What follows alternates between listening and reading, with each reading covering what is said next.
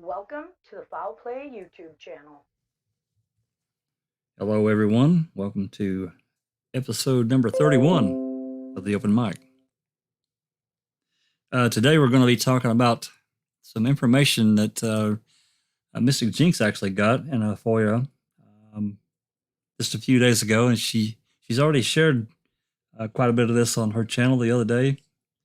And I'm double checking my mic here, making sure everything's working. There we go. It is working.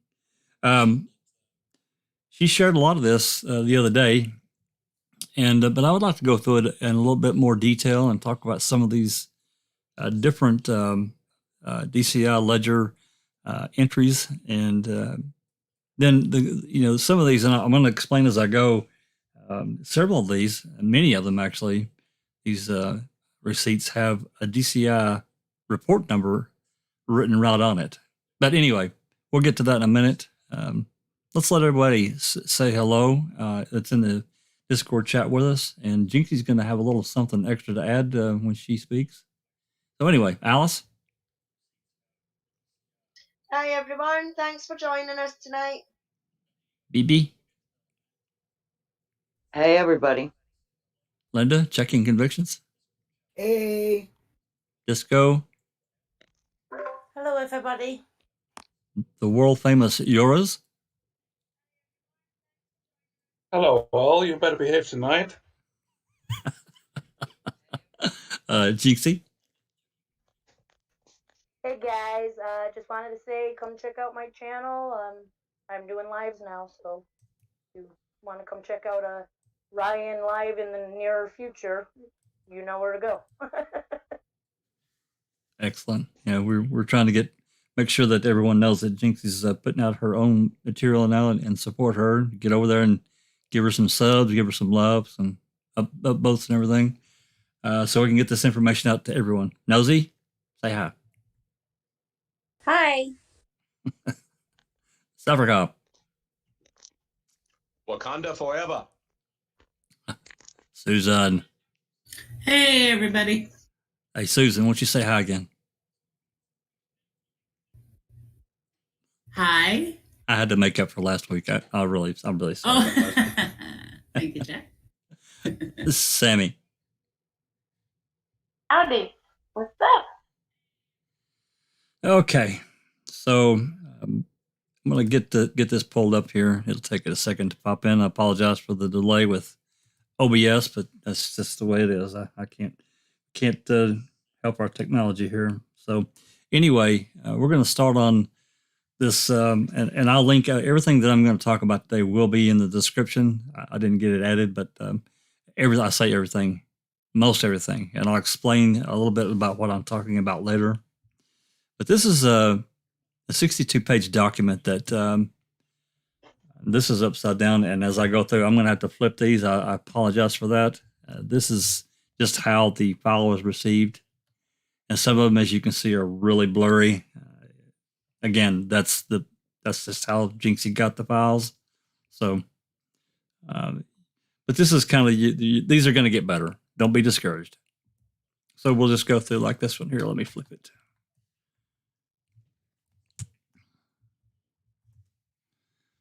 And as you can see, this first one here that we can really see is written on looks like 11. It's hard for me to make out. Maybe 11. Anyone else make that out? 11/21. I can't hardly make that with that because it's so light. 2005. Anyways, It says 11/29 or 11/09. Right. 1109. 11/09. Yep. Yeah. Okay. And then on the following line, it says acknowledges that articles were obtained from Biochemistry on looks like 11/7, or that's I don't know why they've got 1964. I guess that's their date of birth. But regardless, this is gives the articles of and a description of the things that were given to her or got the Miranda warning, and then this right here was actually the recording that the DCI made of Barb when they had her on the way to the Aurora Medical Center on 11/9. This is what this one right here is. And there is no specific, they didn't route the specific up here at case number, the corresponding DCI report. And we may, or I don't know if we've got that one or not. Can you, I think we do have it. That was yours? Can you remember? I must have lost This yours. case number, yeah, we do have them. Okay. Yeah. We all Okay. have this case, the DCI reports, yeah. Yeah. So anyway, that's one. Here's another one that's upside down. I'm not gonna turn it. It's small anyway. I'd have to zoom way the hell in, and they get really unreadable. Here's another one. I think I may even have pull this one up. This one is the Redount property, and it, as you can see up here, it says it's on 11/16/2005, and it's DCI report 25, and which I went ahead and pulled that up, and it's got this corresponding. It's going to pop in there, and you'll see it. It basically gives a report. This is looks like a 3-page DC. Yeah, 3-page DCI report from whatever agents here. Looks like Matthew and he wrote this report. So I'm not gonna read through all these. What I'm saying is that there is a direct correlation between many of these ledger sheets that we have and a corresponding DCI report. With that said, not all of them are that way. Some of them do not have a DCI report written, and some of them, they may have a report written, but we don't have a copy of it. So I just wanted to explain that for any researchers out there that wanted to take a look at these different DCI reports. So let's move. See this one here. Is there any? This is a compact disc. This is a compact disc Memorex containing. I can't hardly read that. This is really light. A really light one. Can anyone else read that? Something Avery. Digital photos of southwest entry to Avery Auto Salvage Yard at or near conveyor, taken 11/16/05 by Special Agent Matthew Joy. There you go. So, not sure if we have all those photos, but the only way we could probably get it is if Calumet County CASO has a copy. We don't have those. We don't have those photos. No, yeah. No. And the only way we could get them is if CASO had an agency copy that we could get. Does it say it was returned to them? What does that say? It went where? It says placement. Something custody of S.A. Fassbender on 11/22/05 has not been returned to Calumet County, according to this anyway. You'd have to go look Calumet County's ledgers and see if it's in there that way. Yeah, but there still should be an entry right here. No. Yeah, Fassbender still has it. Fassbender has it. Fassbender might have a different record that he had signed for, like, Wiegert might have signed for it on his end. You know what I mean? Like somebody over there. So we'd have to look over there to see if anybody signed for it. If it's not here, I mean, that's just their error, as they make so many of them. No, come on, True. They it wouldn't. Should have been on the ledger here, but you're right. Yeah, if there's an error, there's an error. And then this next one looks like go ahead. Has them. That's what it appears like, yeah, according to the chain of custody. It has not been turned over to Calumet County. And some of these, as we go through them, you'll be able to see that there is a transfer. And some of these are just like just a crazy amount of moving around and people signing for them. It's pretty crazy. Here's another one. It's really light. It's really difficult for me to read. Let me turn this up a little bit here and see if that helps. This one looks like it might be probably the same person. 11/13/2005. This is DCI 26. Memorex. Let's see, Redount. Let's see. Redount property, maybe. It's kind of cut off there. Or Photographs of Avery property taken from, Verdant property gravel pits by special agent in charge. I can't read the name. That's Peter Phelan, Peter and Phelan? that's You know, the this, 8mm tape that Phelan, they yeah. took of the gravel pits. hey, this is DCI 26. Let me see if I can pull up 26 if we've got 26. That's And- that 8mm tape of the gravel pits. It was listed as the gravel pits when it was returned instead of redundant, like Avery's property from redundants. Yeah, that's the one Yeah. from Hanbury. That one, yeah. Yeah, this is it. Yeah, that edited video. You can read it better Yeah. here. This is photos taken from the Redoubt property on 11/11.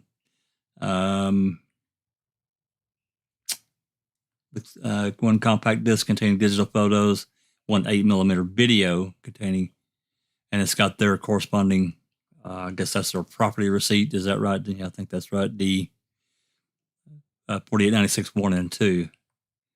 And then it gives a brief description down here. It looks like this is a two-page report. Yeah.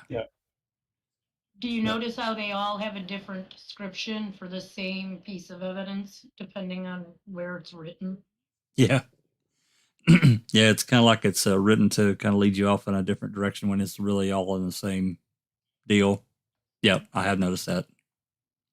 So anyway, well, that kind of explains that one. Do we have these or no, yours? Or do you remember? No, I don't think so. And if you- Video, yeah, but pictures, no. If you notice down here, the chain of custody is cut off. Some of these are like that. Yeah, as we go through, you'll be able to see that. Looks like a computer thing. Yeah, it does. It threw right on the fax machine. Yeah. Here's one on Alan Avery on 11/10/05. This is where they took him down to Aurora Medical Center and that's the buccal swabs, and I'm sure there's probably one for palm prints and all that. Corresponding is 032 report, DCI report 32. Yeah. And then down below here, clearly we can see the chain of custody. And then moving on to the next one, and the same thing. This is fingerprint and palm print. These are pretty common. I'm not going to go through all that. It's not really that interesting. We knew about that anyway. Avery auto salvage. And there's several of these that are in here that are interesting, I guess, to some degree. But in the fact that the DCI is the one that took the material instead of Calumet County. Maybe it was a shortage of manpower. I don't know. But unless they correspondingly at a later date signed the stuff over to Calumet, it's went into the black hole of the DCI and we can't get it. I mean, or even a copy of certain things. So, like we talked about with the photos up above. Here's in my opinion, all of it should have gone to DA Ken Kratz, who was the lead special prosecutor handling the case. So, in my opinion, they should have copies of everything. So I don't think they have an excuse. Yeah, prosecutor files. He may have gotten a copy, but prosecutor files are separate. They're different, and we can't unless a prosecutor gives approval. We can never get it because it's like, oh, that's work product. You can't have that. So anyway, moving on. Logbooks. This is more stuff from the Avery auto salvage. Nothing of real interest there that I saw. And same thing here, more record books. Here's what I'm talking about.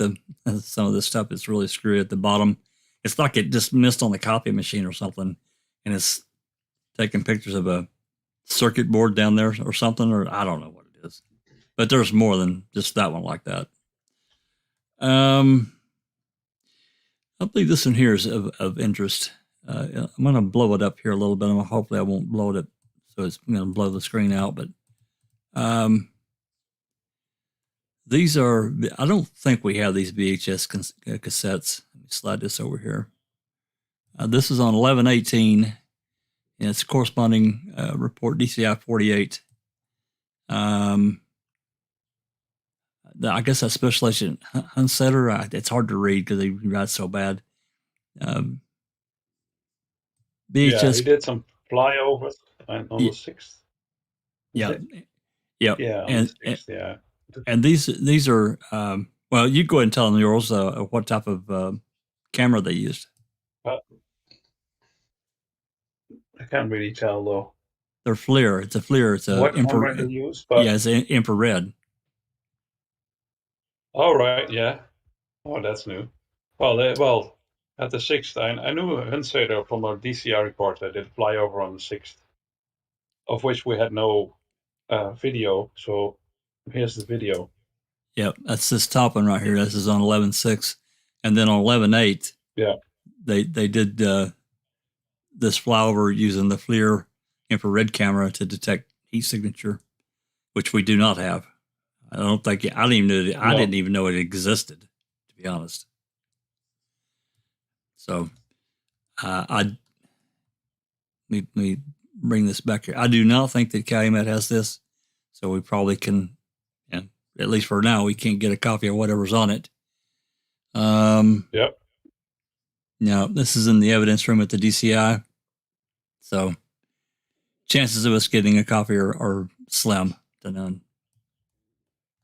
Yeah. And this one here is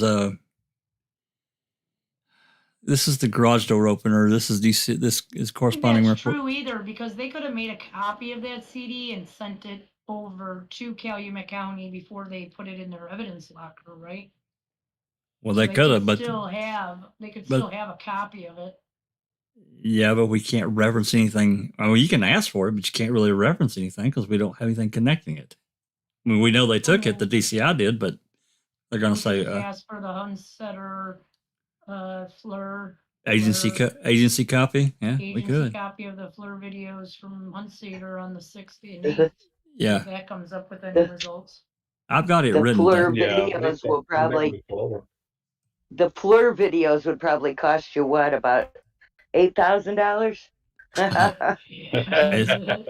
CDs only cost like $1 a piece, so no, it really should cost about a buck. Yeah, but these are FLIR technology, so they'll have to be extra searches done, and Yeah. Oh yeah. 8,000.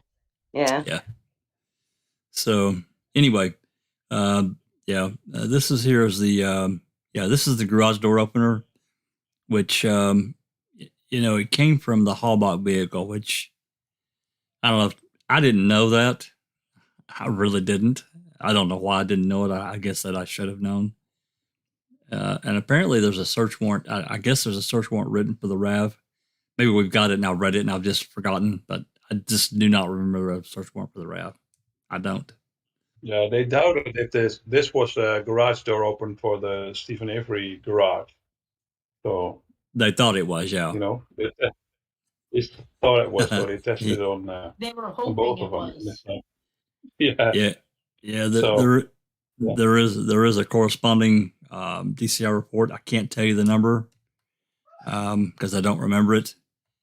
That details where they took this garage door opener wrapped in duct tape around the Avery property and tried it on different garages and it wouldn't work. And then they took it in Teresa's house and it worked fine.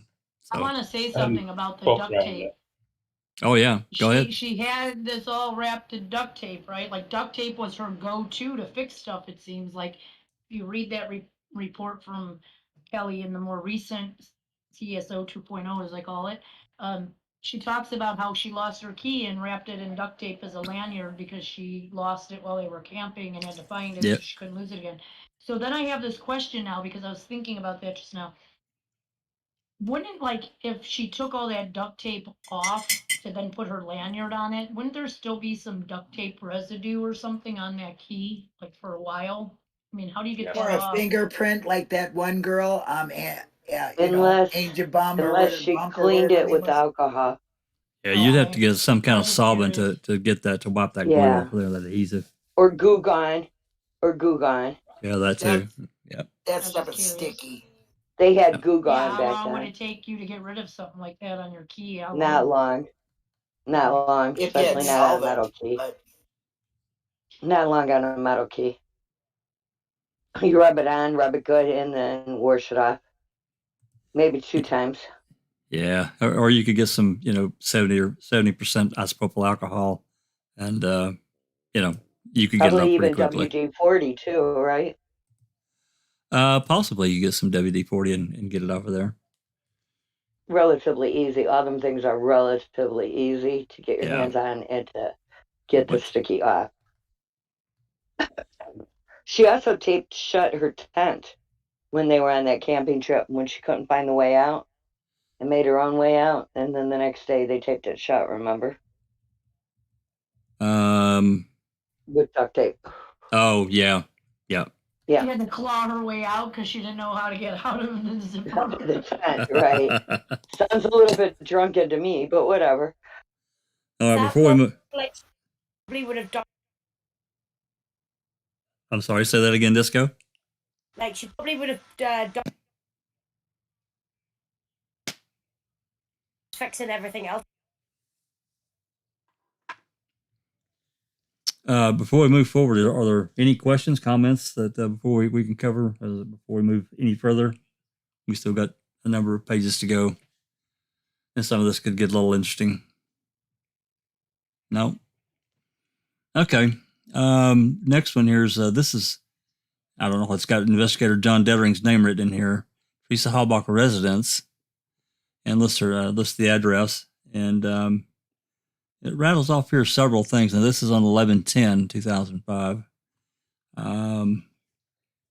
Singular box. I can't read the rest of that. And it's got evidence. He actually did list evidence numbers, the Calumet County evidence numbers, and basically wrote down where he got them from and what it is. So, this person's singular box, Motorola phone, came from dining room. I really don't understand why Dettering's name is on this DCI report, but nonetheless, one package containing. That's where it came from, it looks like. Like, So- see, it all has Calumet County numbers on there, 7802, 787, Right, 7811. Right, but I'm So- saying it's got his name up here at the top. Whatever. I don't guess it's a big deal. But, Maybe he collected that stuff. right. I don't know. It's just a little strange to me that his name is there and not necessarily a special agent's name. Anyway, it's got all the various things that they picked up from her house on the 10th. Makeup, toothpaste. I don't remember them getting a toothpaste. I remember they got a toothbrush. Prescription eye drops. And then eye drops. It's all Teresa's items. Teresa's DNA items. That is. This bottom one's one that interests me. This 7814, one package containing a phone bill. Now, it may not tell us anything, but I would like to have a copy of that phone bill, just to see. Yeah. Well, I mean, again, it may tell us nothing, but then again, we might be able to glean something out of it. How many text messages, because full phone bill was singular, it will tell you everything. Yeah, it was initially used to get fingerprints. These items were all fingerprints and DNA items. Get from Teresa's house. Right. So phone bill, might have some fingerprints. Potentially, that's right. Yeah, and I don't of course, and then James Holm looked like he took it to the crime lab the following day. Here we are back at Avery, and you're going to notice some of these right here as you go through. They're going to list here in the description: Avery property, Calumet County, Sheriff's Office, Deputy Rick Reimer. Some of these have another slash and another where they may have gotten something from. Instead of being very specific, they're trying to lump like the stuff that they got in the quarry or the Manitowoc gravel quarry, the Avery property. Some of it is listed on the same page, and it shouldn't be, but it's very misleading, in my opinion. It should have been kept separate. Anyway, I'm not going to read all this off, but you can look through this side over here, quantity multiple. unidentified material, and then it's got a evidence tag number, bone fragments, as you see listed, and then it's got more information listed up to the right here. Again, this one does not have a corresponding DCI report number written on it. Doesn't mean that there isn't one. So that's kind of interesting. I'm still interested about that phone bill, though. I got to let that go. Anyway, moving on. Another one, no corresponding DCI report. Dane County Morgue. I don't know who Colleen Little is. Dr. Eisenberg. One baggie containing plastic baggie with dental structures. So I guess that's, who knows what that could be. Very small pieces of teeth or whatever. Suspected teeth. Okay. And then this next one, this is when they took Brian Dassey to the Aurora Medical Center. He couldn't go on the 9th. He went on the 10th, I guess, to get his buccal swab. And there's probably another one here for his finger and palm prints. And then you can see this one was released this one was transferred to the crime lab. I don't know why they would. Well, I guess it would stay there. Yeah, it wouldn't necessarily be returned back to Calumet. And here we go. I think this is the 2 palm prints and the fingerprints. Same time. And again, this is transferred to the crime lab. This next one looks like this is a repeat of the one above. It's a baggie with dental structures. Yeah, it looks like it's the same thing. Looks like Dr. Simley is signed for that. Final disposition, evidence tech examination over to storage. So that's apparently been stored somewhere. Dr. John Krupka. You always remember who that is. Jinxie? Who is this Dr. John Krupka? I can't remember. That's her dent. This was Teresa's dentist. Never mind. Oh, okay. That's where they got her dental records from. So they got those and transferred them over for probably the Dr. Simley for identification, or try to make some identification. Here's another one. Yeah. Yeah. The Avery property, Calumet County Sheriff's Office, Rick Reimer. Again, got a Calumet officer using a Department of Justice DCI form. And I don't know. I guess I just have a bigger problem with that than maybe other people do. To me, this should be a Calumet County form. He's the one, he works for them. He don't work for the DCI. So it's almost like it's one set.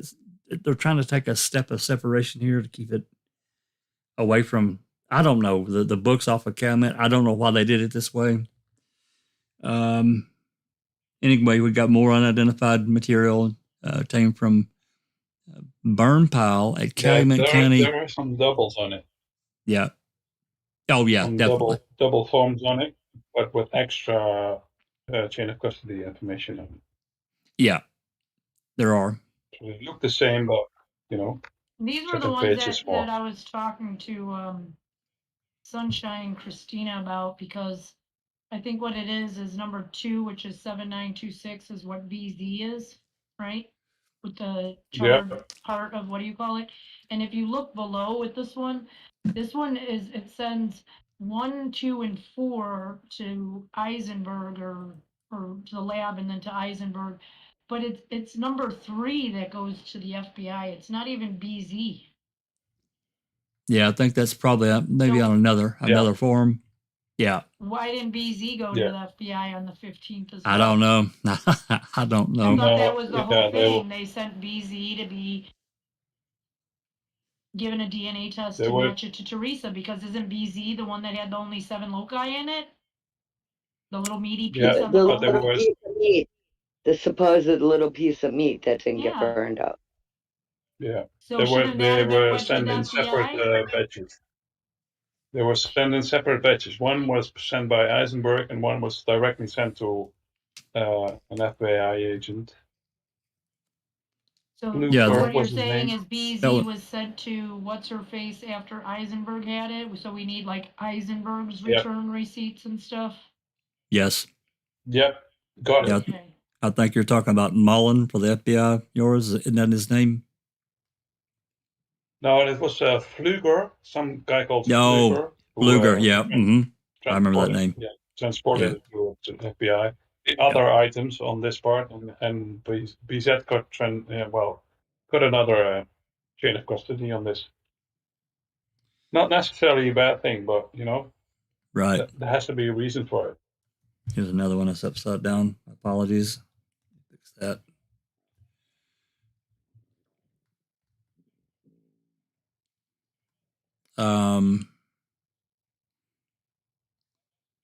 Looks like this is another one.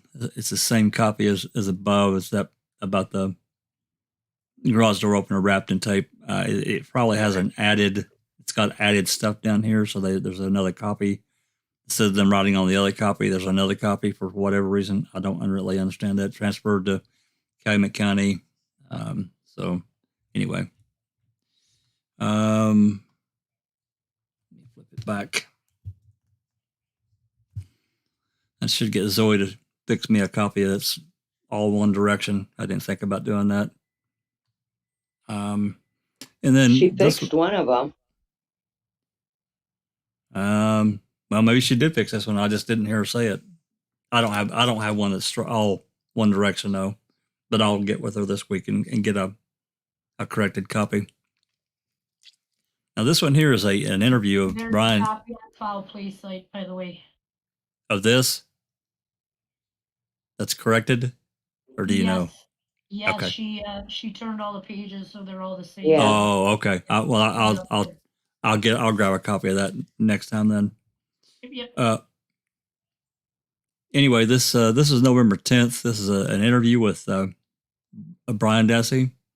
At the same time that he gave his buccal swab and the palm and fingerprints.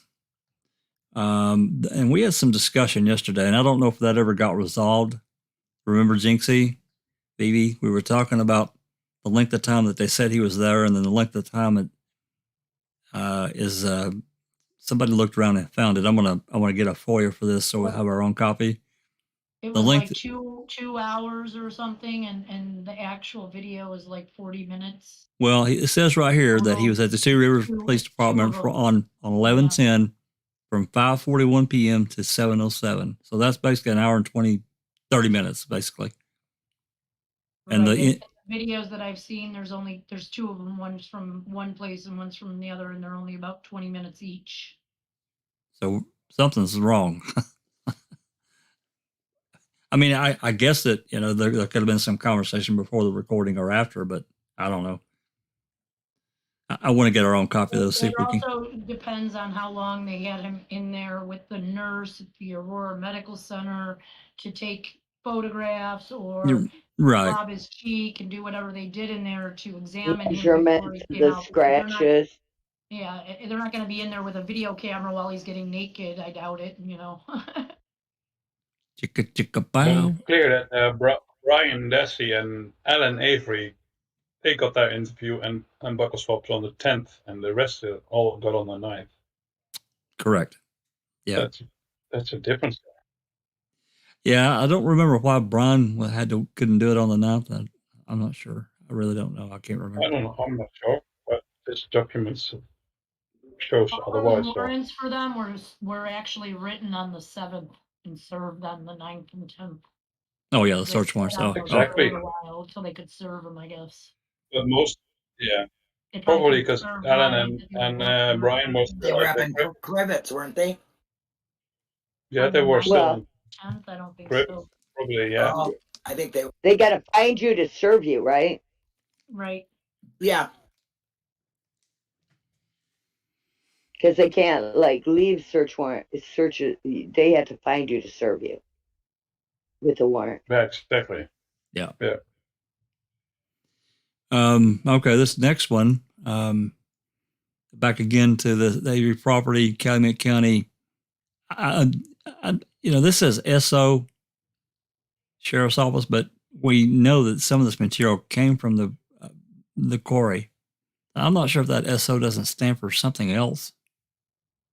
I don't know. I don't want to make more out of it than what's there, but nonetheless, here we are back with 79, 25, 26, 27, and 28. And we did a little bit of digging around on this stuff yesterday as well. But nonetheless, you can see here that there's SO is Sheriff's Office. Yeah. Yeah. And the difference is between these sheets is downstairs. So you have more chain of custody changes. Yeah. You basically have the same document, but more, well, compared to the others, more or less. Here you see the number 3 going to the FBI. Yeah, right there, the bottom one. Yeah. That specific record, there's 3 of them on 21, 24, and 27. They're all the same. Nothing's changed. There's just 3 copies of that one for some reason. Go figure. And here's another one that's upside down.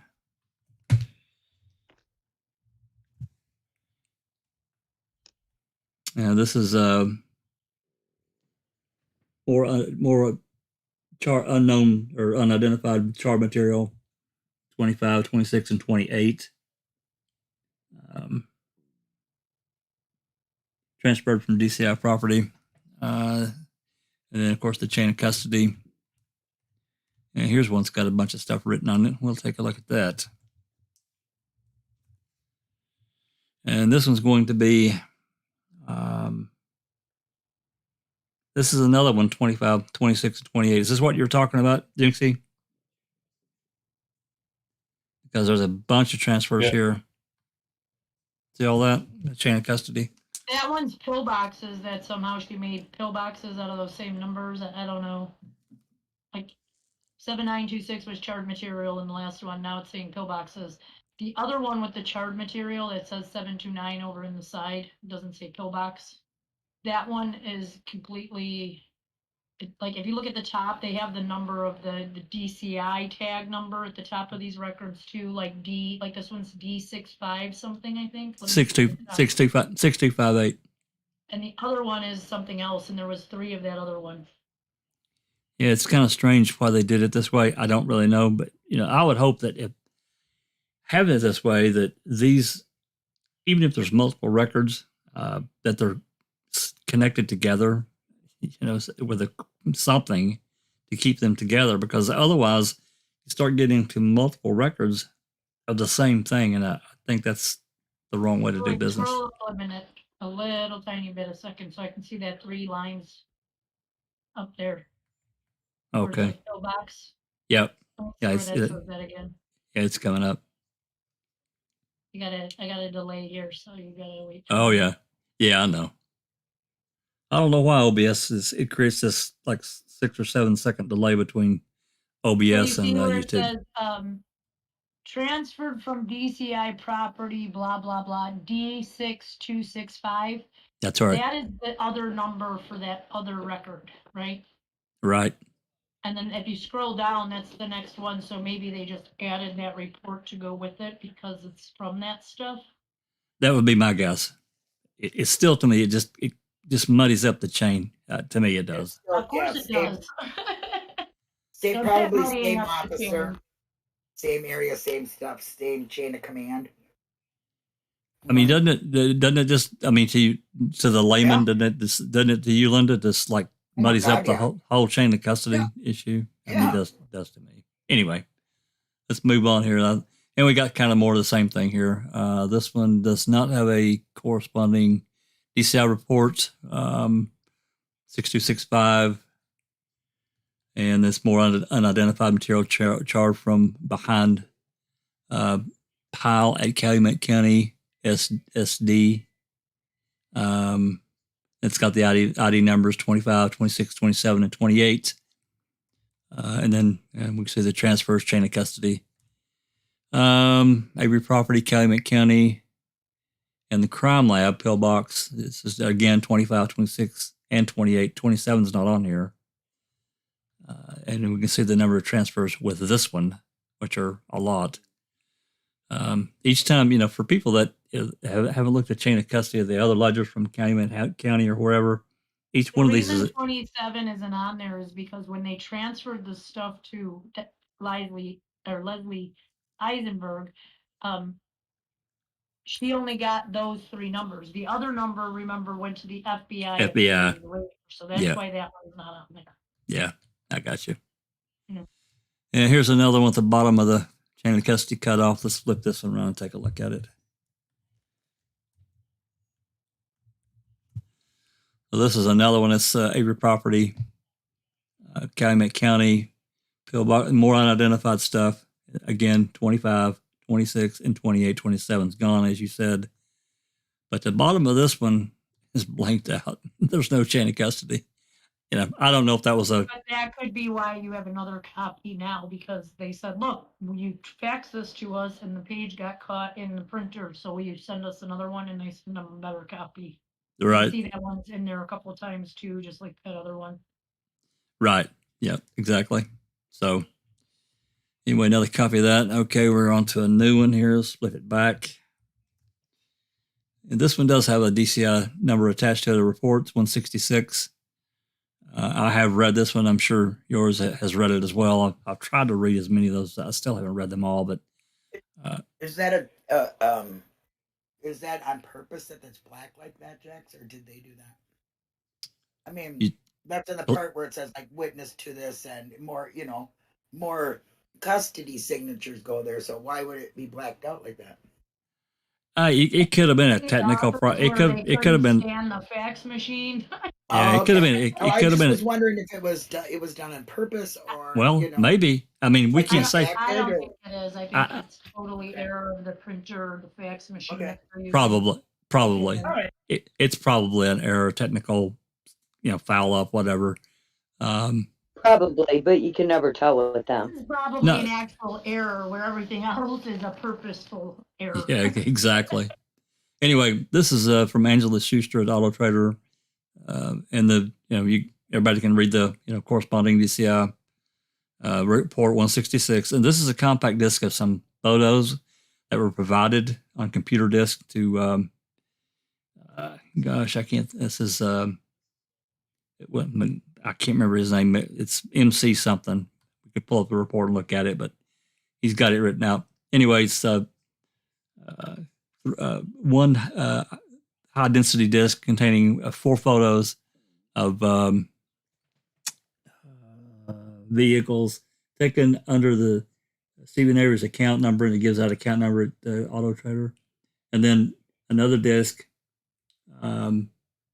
with IBM disk containing 2 photos of vehicles taken under the Tom Yonda account number, which is interesting. Both disks were obtained. Neil McGrath. It's right there. Both disks were obtained by McGrath on a 12/1/05 and contain copies of the photos that were shown in the Auto Trader magazine. And then it gives a chain of custody. I'm not sure what AODC is. I'm guessing that's the evidence room. I guess. I don't really know. It says AODCI. I don't know what that means. Anyway, moving on. Looks like another. This looks like exactly the same thing. It's the exact same copy. I know what that means. I know what AO means. Yeah. The Appleton office. There you go. That's exactly what it means. This looks like the exact same report. This is a repeat. And then we move on to the next page. This is a D2600, which is way different than some of the other ones. But this is the back to the Avery Auto Salvage outbuildings. It's got logbooks, receipts, miscellaneous documents, and another looks like a technical error there. And more of all this stuff. Looks like this is it's got the Avery purchase books. It gives a date there. Another error.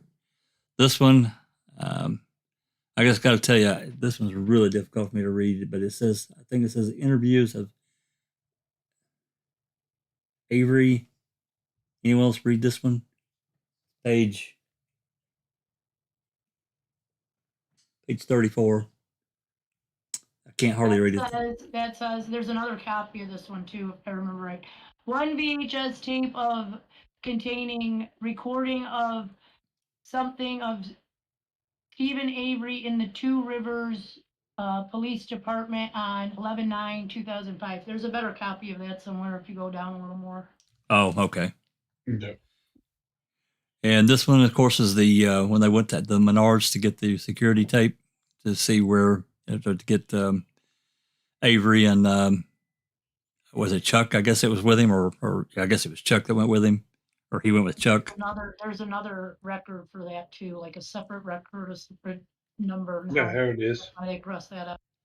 Yeah, this one's 199, by the way. This Menards report, DCI report 199, and I'm pretty sure we've got that one. This one ended up in the DCI evidence room for that security footage. Okay, here's 11/9/2005, Earl Avery. It's DCI report 201. And there are 3 microcassettes of an interview that I guess that he gave on 11/9 at the Aurora Hospital from Seiler, and Detective Gary Steer from Calumet County conducted the interview took place in the employee break room from 4:16 p.m. till 6 p.m. So about an hour and 45 minutes that looks like they interviewed him. I don't think we have that one, but this is another one I have written down that I'm going to FOIA, so we have our own copy. We can get it. There is a copy out there. Yeah, I don't want to get our own. I don't want anyone to, that's fine. I mean, everybody can do, I just want us, file play to have their own copy so we can get it in the playlist for, researchers. So anyway, moving on. This next one is, here we are back at the Avery property, Calumet County, Rick Reimer. And this is a number of things: the shovel, the rake, the trowel, screwdriver, hammer, various, and they've all got their corresponding evidence tag number. And they probably ended, see, it tells where they picked all this stuff up in the garage and so forth. And then it first went to the crime lab, evidence crime lab, and then evidence exam. Dr. I guess that's Eisenberg. It's cut off there, but I think that's Eisenberg.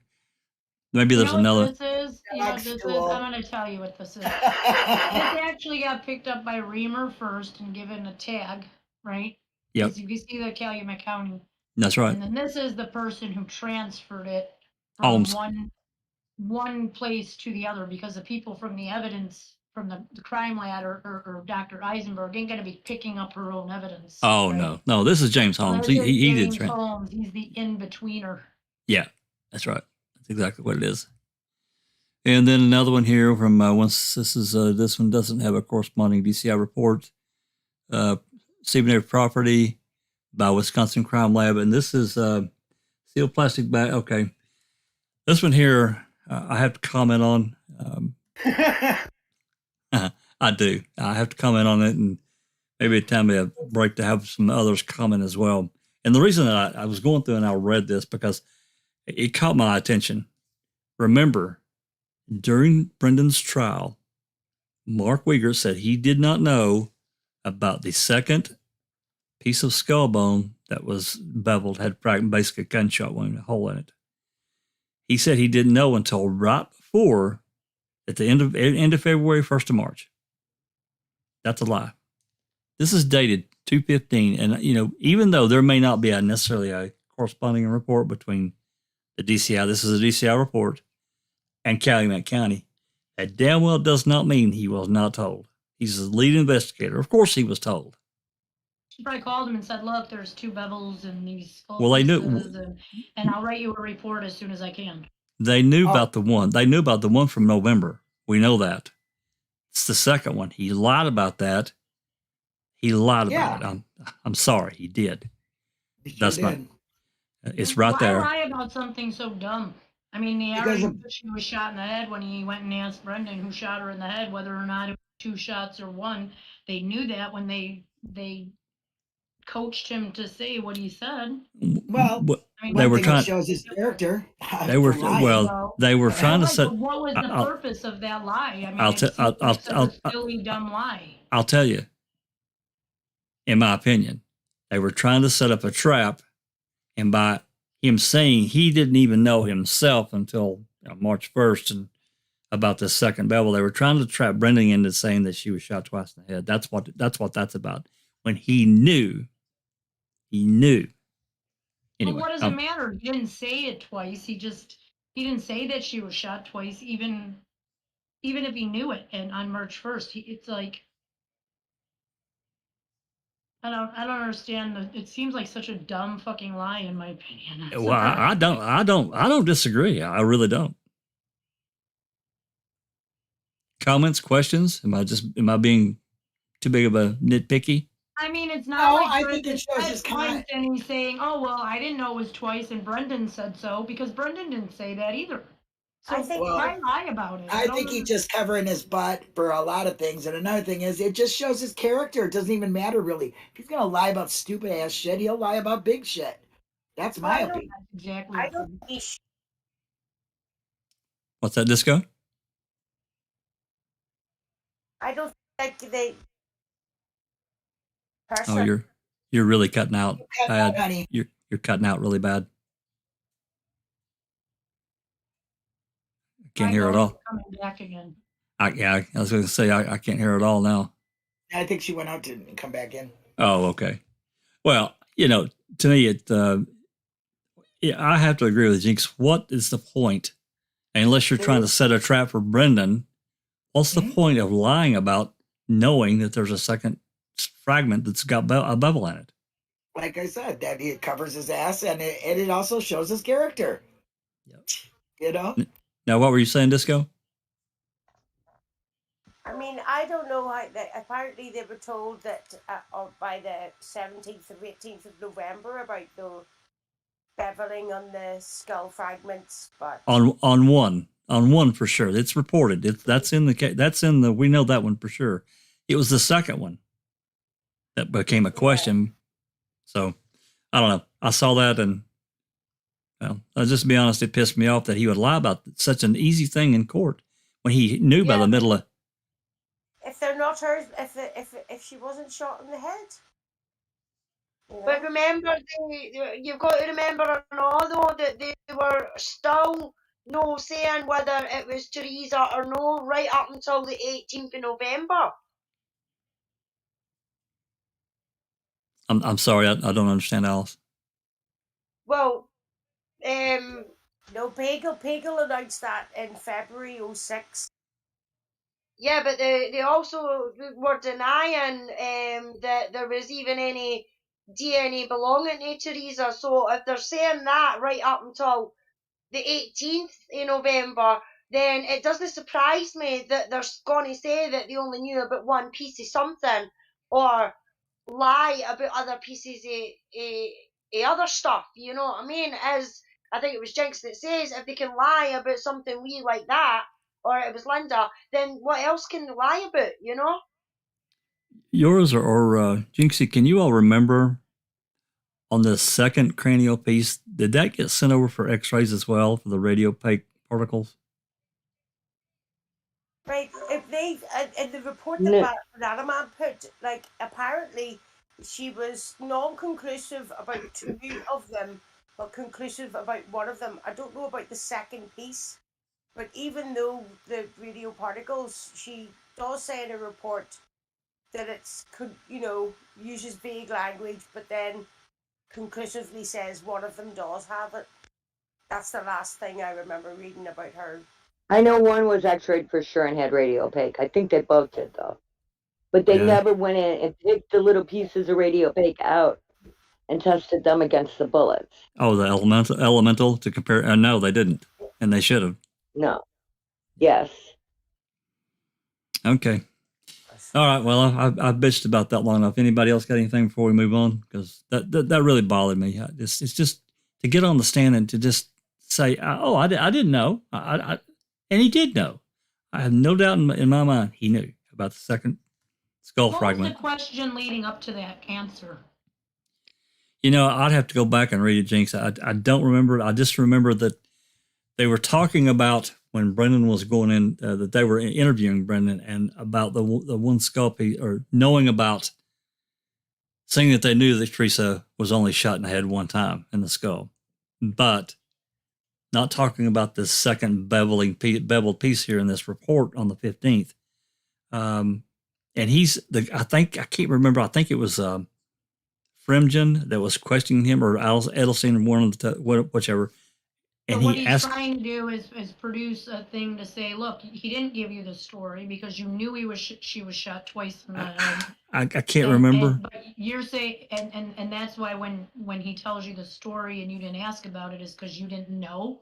Like, is that kind of what he's implying? And then he's saying, well, no, I didn't know because I didn't know until March or something. And then it's like, well, I don't know. That was part of it, because they said they didn't know this and that until they questioned Brendan on March 1st, and he said, oh, they shot her in the garage, and then they rushed and get these search warrants and run over and found this dust-free bullet laying under the compressor after whatever. There was questions around that. I can't remember the tack that he was taking though about the second skull piece, but clearly he was not truthful. So anyway, I beat that one to death. This next one, interview with Stephen Avery at Two Rivers Police Department on 11/13/2005. This is DCI Report 90. I don't recall if we have 90 or not. Anyway, the VHS tape of that interview.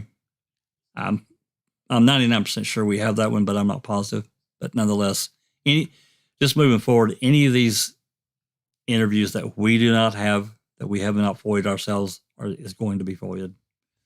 And this is one of the ones I was talking about earlier, how many times it got checked out and moved from one to another. I mean, wow, it's a lot. And the whole thing is full. Anyway, this next one is from March 6, 2006 for Brendan. And it looks like it's for palm print cards and a couple of buckle swabs for DNA. Next one, this is DCI Report 250 from Weigert, Calumet County. This is 2 audio tapes of interview of Brendan on February 27, 2006. I'm pretty sure we've got this. It's pretty low quality, if I'm remembering correctly. It was really difficult to hear. Let's see, moving on. DCI Report 273 from April 22nd, 2006, Bob Yonda. This is where they went and took the computer from the Dassey house, but I'm almost positive that report that they did a search warrant on 421. I'm not sure why it says 422. That's interesting. Anyways, you're saying we have a copy of the recording of the Brandon Dassey interview from the resort? No, this is an interview of no, this is at the school. Or Two Rivers, or wherever they took him after school. No, we don't have we don't have anything from Fox Valley. No. Okay. This was about the computer being taken on 422.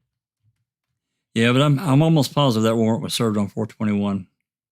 The warrant might be for 421, but they do not write a report about it. I don't even think in the CASO until 422 is the date they say they went and picked it up. Oh, okay. I got you. So that's even though the warrant, just like I said, the warrants for their blood and DNA and everything was for the 7th of November, but they didn't serve them for a couple of days.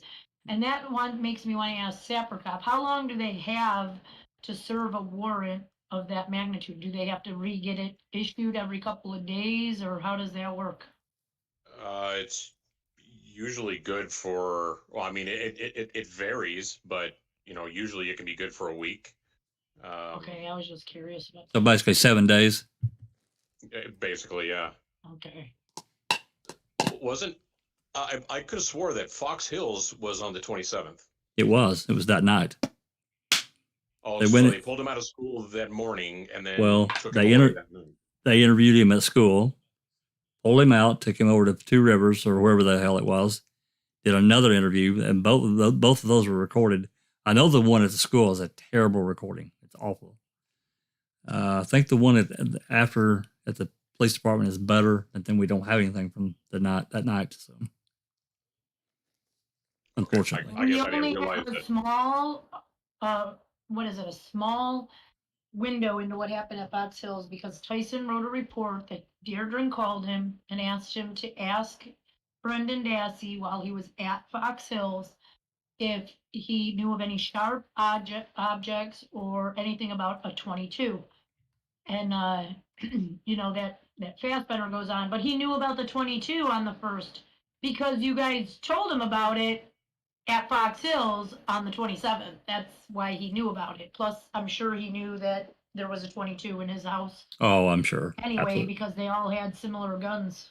They all hunted with them, Absolutely. Then this is April 25th. A box and reported to contain. What's missing from that day, the 27th? I'll tell you right now.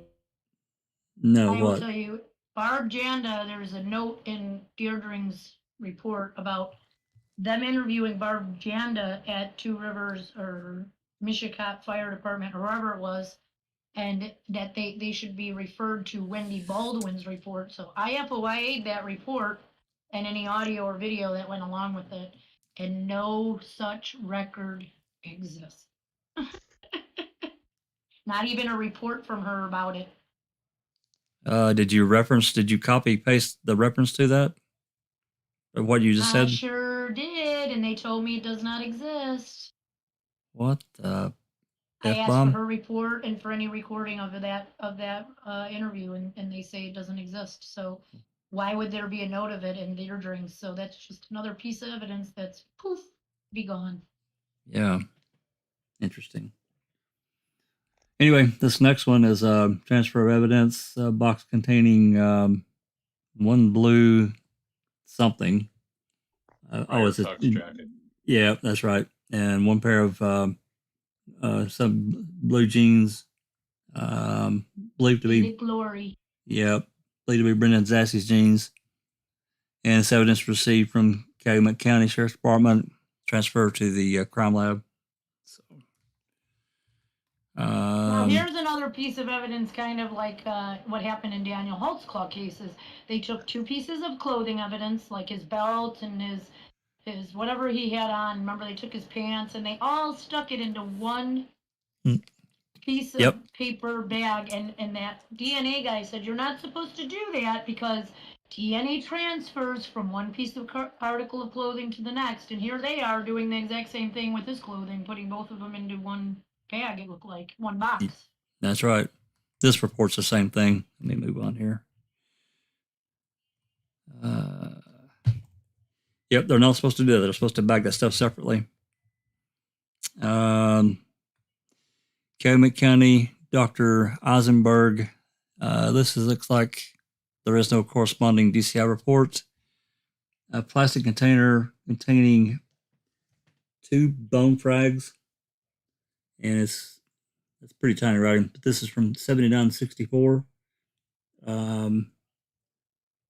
Plastic container containing other human bone matter and non-something and or non-human burn material obtained from barrel number 2 that was collected on 11/12/2005 from the Avery property.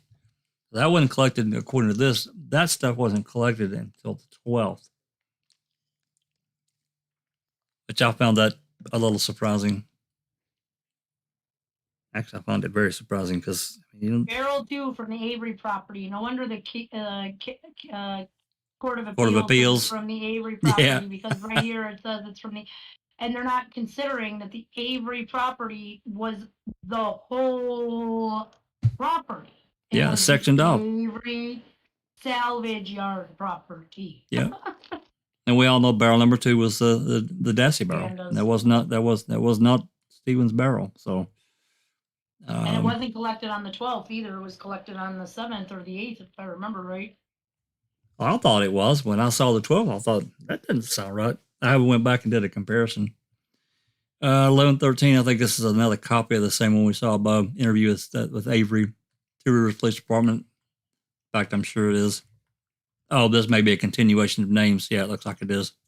See, it's a train wreck. Just all kinds of here and here, and transfer to Appleton, evidence custodian.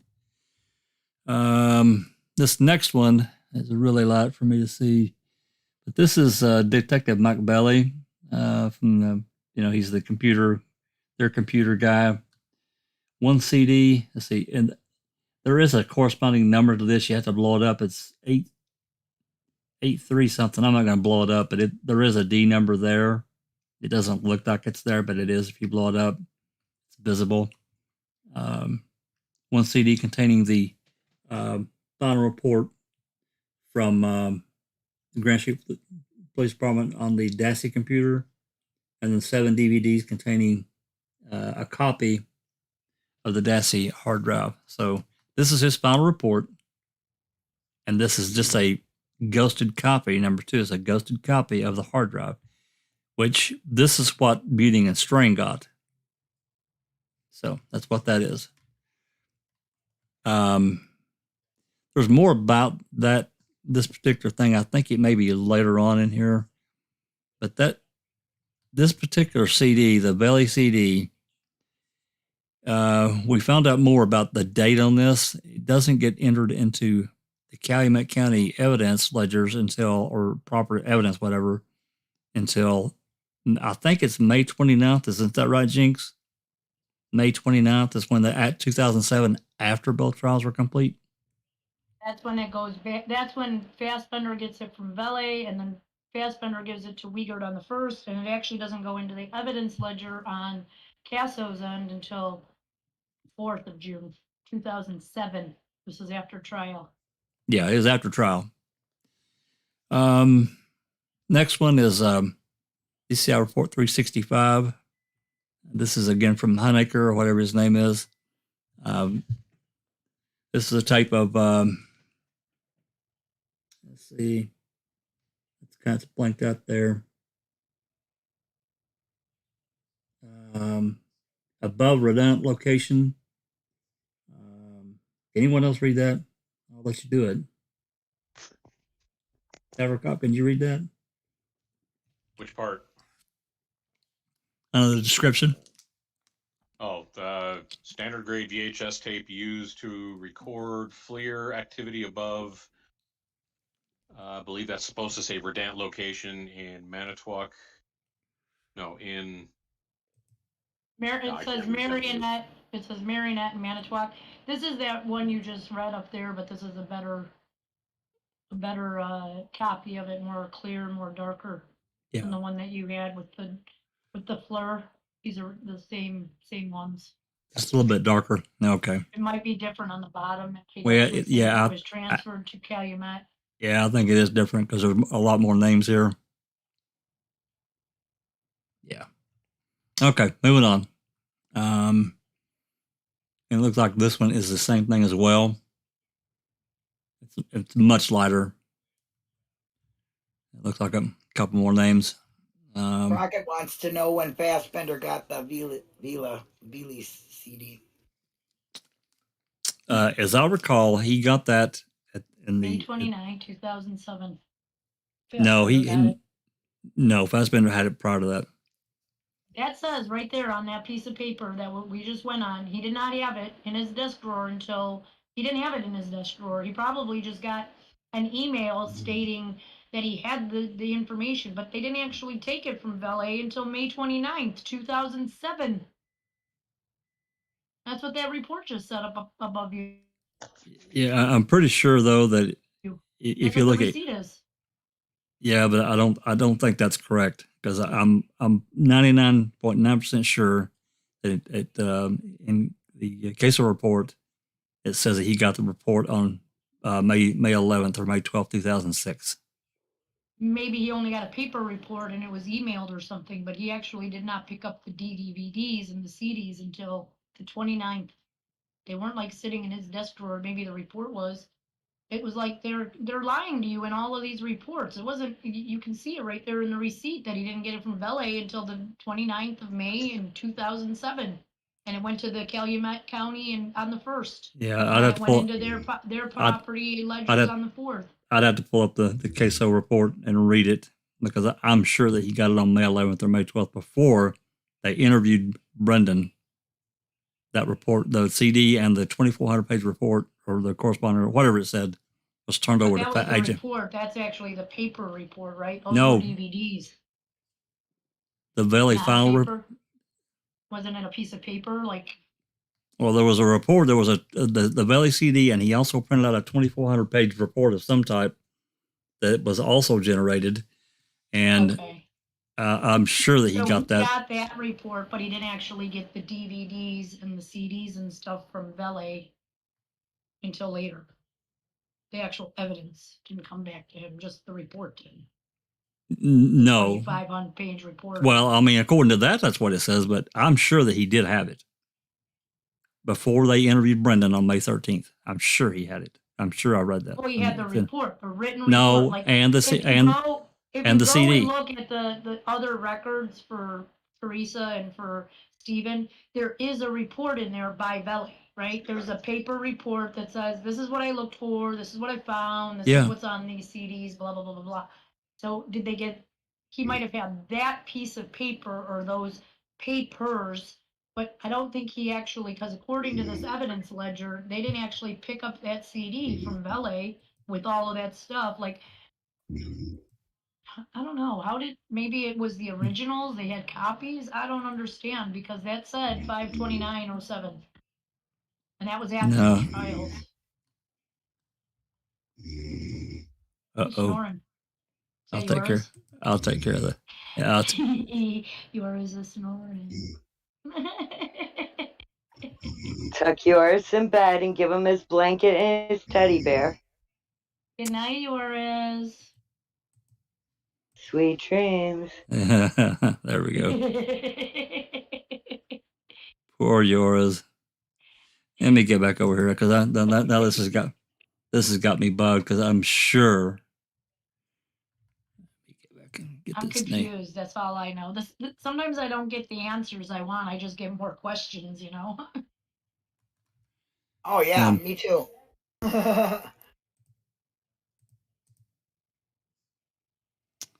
Let's see They here. had it before his trial, because they sent him 5 copies of the 5 copies of the DVDs, right? Like to Stephen's attorneys or whatever in December of 2006, correct? So I'm not so confused right now, because I swear that said May 29th, 2007 that they got him from Velie. I'm looking for it. I'm probably spelling his name wrong for the queso report. Yeah, that can't be right, because then how would they have turned it over to Buting and Strang if they didn't pick it up until after the trial? Right, Yeah, that's my question. But she must have had those. They must have gotten them, because before she got the actual CDs from them, she was working. She had somebody go in and look at those DVDs of the hard drive and picked out their own stuff before they even got the copy of it. So they must have given real evidence to Buting in 2006, but that's just confusing. Yeah, I'm sure that there's a report. I'll find it later. That Fassbender was handed Velie's final report and that CD and that 2,400-page report. But anyway, we'll table that for now. This gets into some property release and disposal receipts that we got here, and these are kind of interesting as well. Agent Heinecker and Alan S. Looks like the Appleton Narcotics, Wisconsin DOJ, and it lists there what it is. The VHS tape used to record photo activity above pertinent locations, and this is part of what we were talking about above. That was hard to decipher and read because its handwriting so bad. There's 3 of them there. It doesn't actually say what it said above. It says record photo activity above pertinent locations. Yeah. Right? Like, wasn't those Well, the flare tapes? Why doesn't it say flare on there? I don't know. This is DCI Report 46, or 48. I'm sorry, I read that wrong. So I don't know. It's not clear. I mean, I think sometimes they do that to obfuscate and whatever. Looks like it was received. Makes it harder for the defense team to really know what the hell's going on, right? Yeah, I used a big word. I'm sorry, Linda. It looks like they just did that to mislead. Yes, thanks. It's not clear. I mean, it really isn't. And then looks like it's basically the same thing, and it's submitted to released to other law enforcement agency, which tells me that it should have went back to Calumet County, or should have went to Calumet County. It's been released to them. So, and then we have another report here. Is one of those signed? I think that's the same one, yeah. Looks like this is report number, looks like 10. It's really light there, though. Crime Lab, property receipt. And they actually wrote it in there. Zipper I think I'm behind a little. with pull tab attached. And this is the ones, that they went, they apparently, remember they found all this stuff later.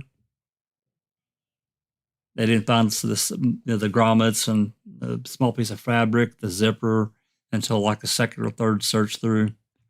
And again, we have another incident with the copy machine, it looks like.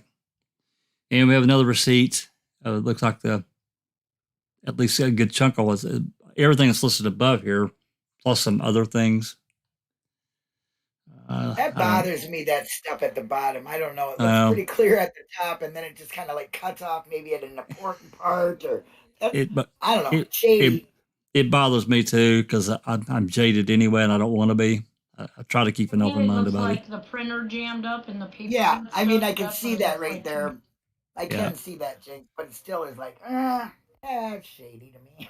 Remember, these are also copies we got from Calumet, so the copies that the DCI has should not have these. They should be all clear and perfect. They should be the originals, right? So right, agency copy. DCI won't release half the stuff at all. So. And this is again. That's why we're getting their copies. This is released again to another agency. Wiegert signed for it. Another receipt. And this is Miranda rights for Barb, and an audio cassette of Barb. This is the interview that we talked about earlier on November 9th, 2005. And of course, released to Calumet County. And we have another receipt. This is photos of vehicles under Stephen Avery's account. This is the one where McGrath went and got those from Angela Schuster. Again, released to Calumet County. 3 microcassettes of Earl Avery, which we saw above. Again, released. CDR photos taken at Avery Salvage at 1116, which yours said we do not have these. So they've got them. We should be able to get a copy. Right? Right. Another receipt. CDR photos taken at property and the video. George said we have the video, but not these photos here. So there's another one. And then I'm confused. That says taken at the Avery Auto Salvage on the what does that say? 11/16/2005? Is that what that said up there? The other one did, yeah. That's How right. can that be when they were done with the property? That's a damn good question. That's a really good question. Why were they back there taking photos without a warrant? Yeah, we saw that one. And then this next one, recording of attempt of interview of Jody Sakowski. Recording attempt of an attempt interview. This is DCI number 294. I think we do have that one. I think. again, released to, this is, they received it. They didn't receive this stuff until 2012, which is, again, interesting. Received by Calumet County.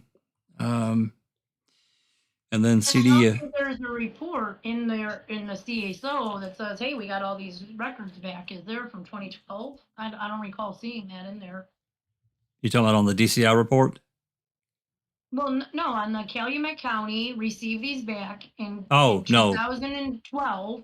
So when they receive them back, there should not only be a ledger of it. Shouldn't there be something like met with Fassbender and he gave me back evidence number 555555555, whatever. They didn't have their own. They need to give an evidence ledger name or number and put it back into their. Yeah, there should be there should be the reports for that. There should be at least minimum of an evidence a ledger entry for this, for that date. Absolutely, there should. Maybe there is. I'm convinced that we do not have all the ledgers that are out there. I'm convinced of that. We know that because of all the paper bags that came back in the back of the RAV.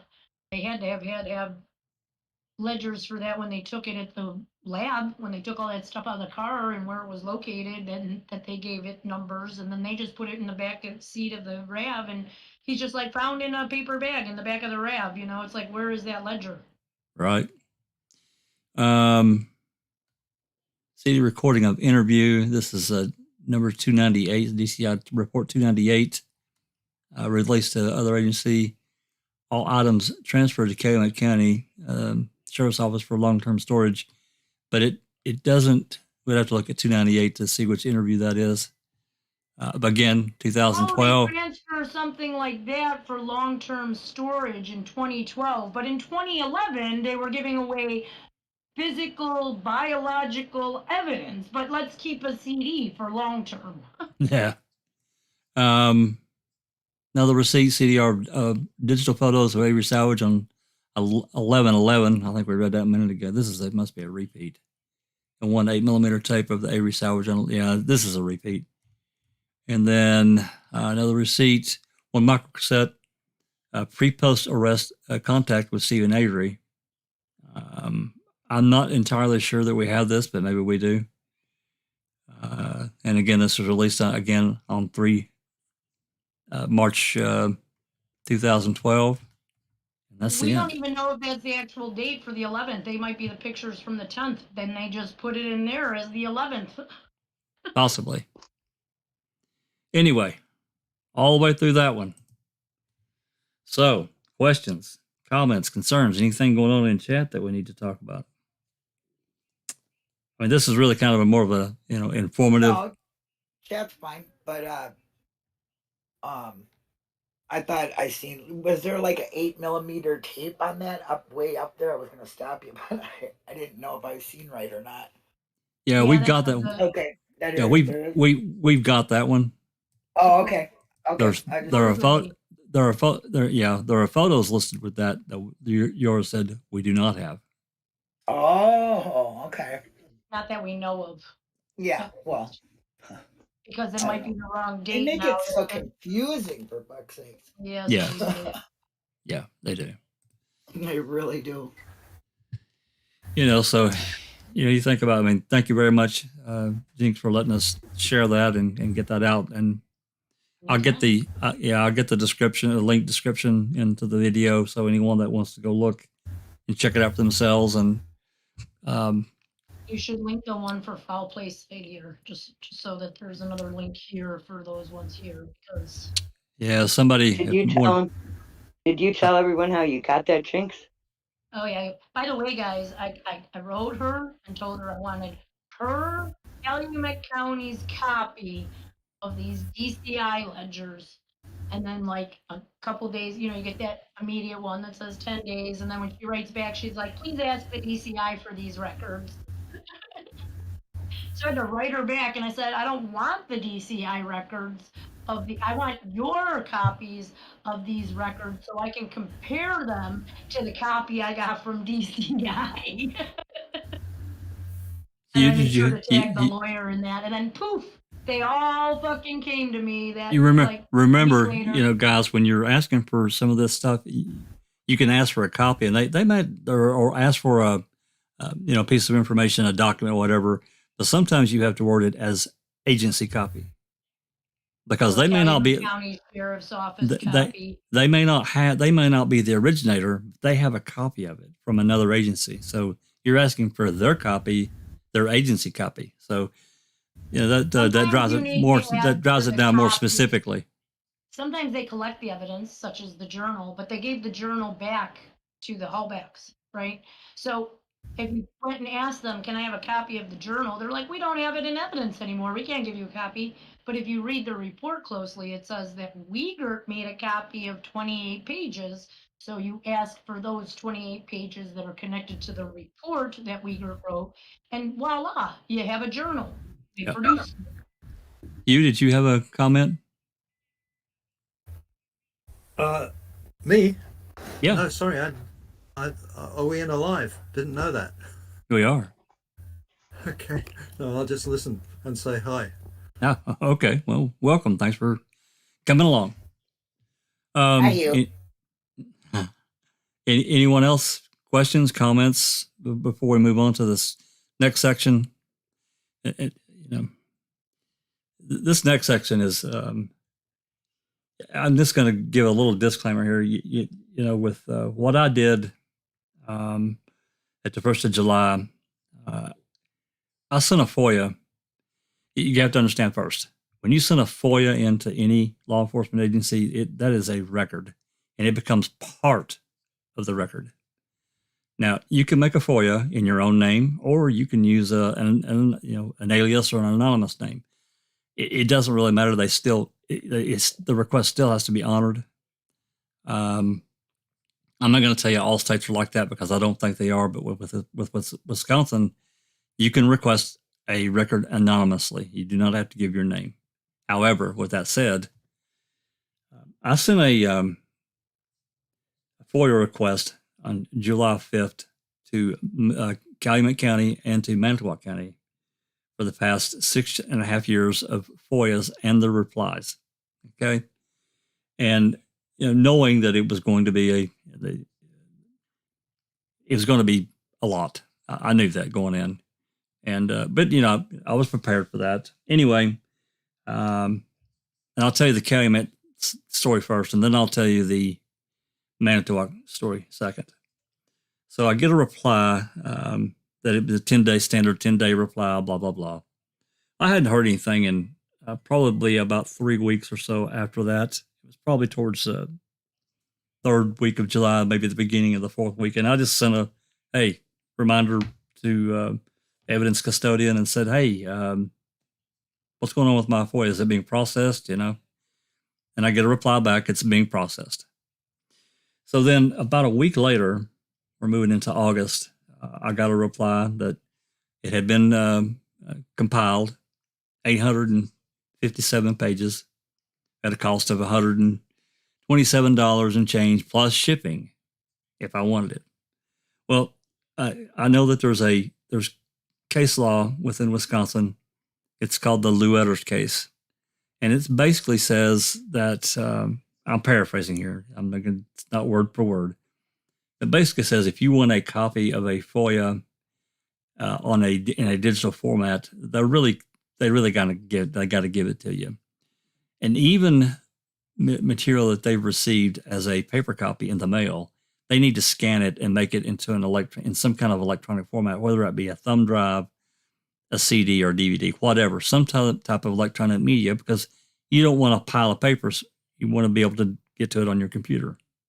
So I sent that back to the evidence custodian, said, I do want the records. However, citing the Luetters case, and I listed it off there, I really want these in a digital format of some type. I didn't hear anything for a little over a week. Then last week on Monday or Tuesday, I got a message with a link to the Calumet County. It's a database. And I literally just put in my email address. Voila. I had two huge PDF files, over 1,000 pages for free. Didn't charge me anything. Just cost me some time. Now, is that going to happen every time? It's not, I promise you. So anyway, moving forward over to Manitowoc side. Again, I sent these on the exact same date. I got a reply from the evidence custodian, Larry Ledbana, at Manitowoc on July 21st. And it basically said that they would have to do a search for these records because they are not indexed, which basically says to me they're getting a FOIA and they're just willy-nilly whatever. It's just going, maybe they're just laying around in the office. That's kind of the way I took it. But here's my first problem with that.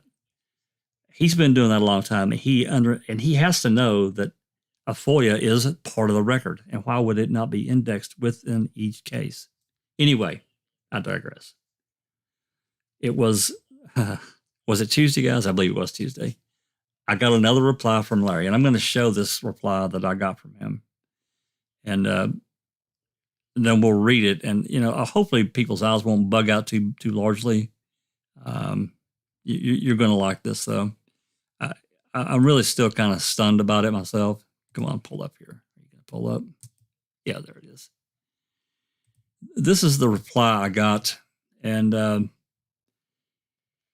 I'm still kind of taken back about it. There are several provisions within the Wisconsin Open Records Request Guidelines, compliance law, that they really have to follow. And by him sending me this message, I'll just read it. You can take it as it is. As stated previously, this request will require search of the records that are not indexed. We estimate 100 hours to search 5 years worth of these requests. Additionally, there will be a 25-cent per page cost for the records. Therefore, we estimate the search cost to be $4,718. The approximate cost of copies to be $250. Total estimate, $4,968. Please remit payment and we shall begin processing your request. To say that I was taken aback is just putting it mildly. I don't have a copy of it here, but anyway, that is the true request that I got from Calumet County. Oh, by the way, I think I highlighted this. Larry Devana, major. Somebody's asked me, is he really a major? He really is. He's a major at the Sheriff's Department. So, and I know he's responsible. He's been responsible for records for many years. So it did kind of shock me. That's sticker shock there. Now, with that said, there is a provision within the compliance guide. I should have pulled that up, but I didn't. But anybody can go look it up. It talks about a lot of different things within how these records should be handled. And one of the standard things is that a records custodian can communicate with a requester. However, they're not supposed to send news back to a requester that would have a chilling effect on them obtaining records. Now, I don't know about you guys, but you hand me a $5,000 bill and say, yeah, you can have them if you can afford the fees. I haven't replied to this reply he sent to me. I'm going to. I'm just blown away. I am floored. You know how I feel about it. I mean, I can't even believe it. First of all, let's see what's wrong with this picture. This is his job, and these are not in order. He doesn't have them in, they don't go by a case number where you can reach for them. He has to look for them up to 100 hours. That's a lot of hours.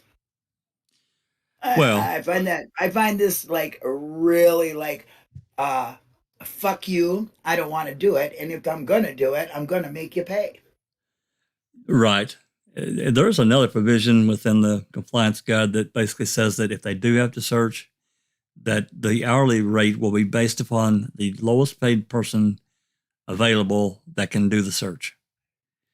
I seriously doubt that that's what that is there, because if it's 100 hours, basically they're saying we're going to pay somebody $47 an hour to do the search. Yeah. And I doubt that that's the lowest paid person that's capable of doing the search, number one. I'm sure that's probably his rate for him. Probably. To do it. Probably. Kim says 5,000 hours for them. $5,000 for filing in their thing. And she says, I can't even read it. I'm laughing so hard. 100 hours in the way they search for things. They're probably taking 500 hours. That was from Honda. Yeah, TT and Fan. 5,000 for their filing incompetent admin work. Yeah. Well, that's right off the bat. That's what I said. If you read the compliance guide, it clearly tells you when you send a FOIA, it becomes part of the record. Now, I didn't pull this up either. I should have clipped it. But when I sent the request, I specifically listed the Avery case number, 05 dash whatever the hell it is. It was very specific. So I'm not asking for anyone else's records except for what's pertaining to Stephen Avery, his case. So, I know that within their system, these systems, that they can key in certain search words that will bring up, whatever. I know they can do it. And even I would even be willing to just say, hey, just give me whatever electronic copies you have. Don't worry about stuff that's been sent in, because I know that's probably pretty minimal. Because, we can say whatever we want about Wisconsin. They're really pretty open. If you read their open records request law itself, it's actually very open. And basically, Ronald, I'm sorry, Jack. No, go ahead. Go. What is it? Ronald says, tell them you don't need it researched. Just send copies of everything. 25 cents a page. Yeah, that's a good one, Ronald. Yeah, that's pretty good.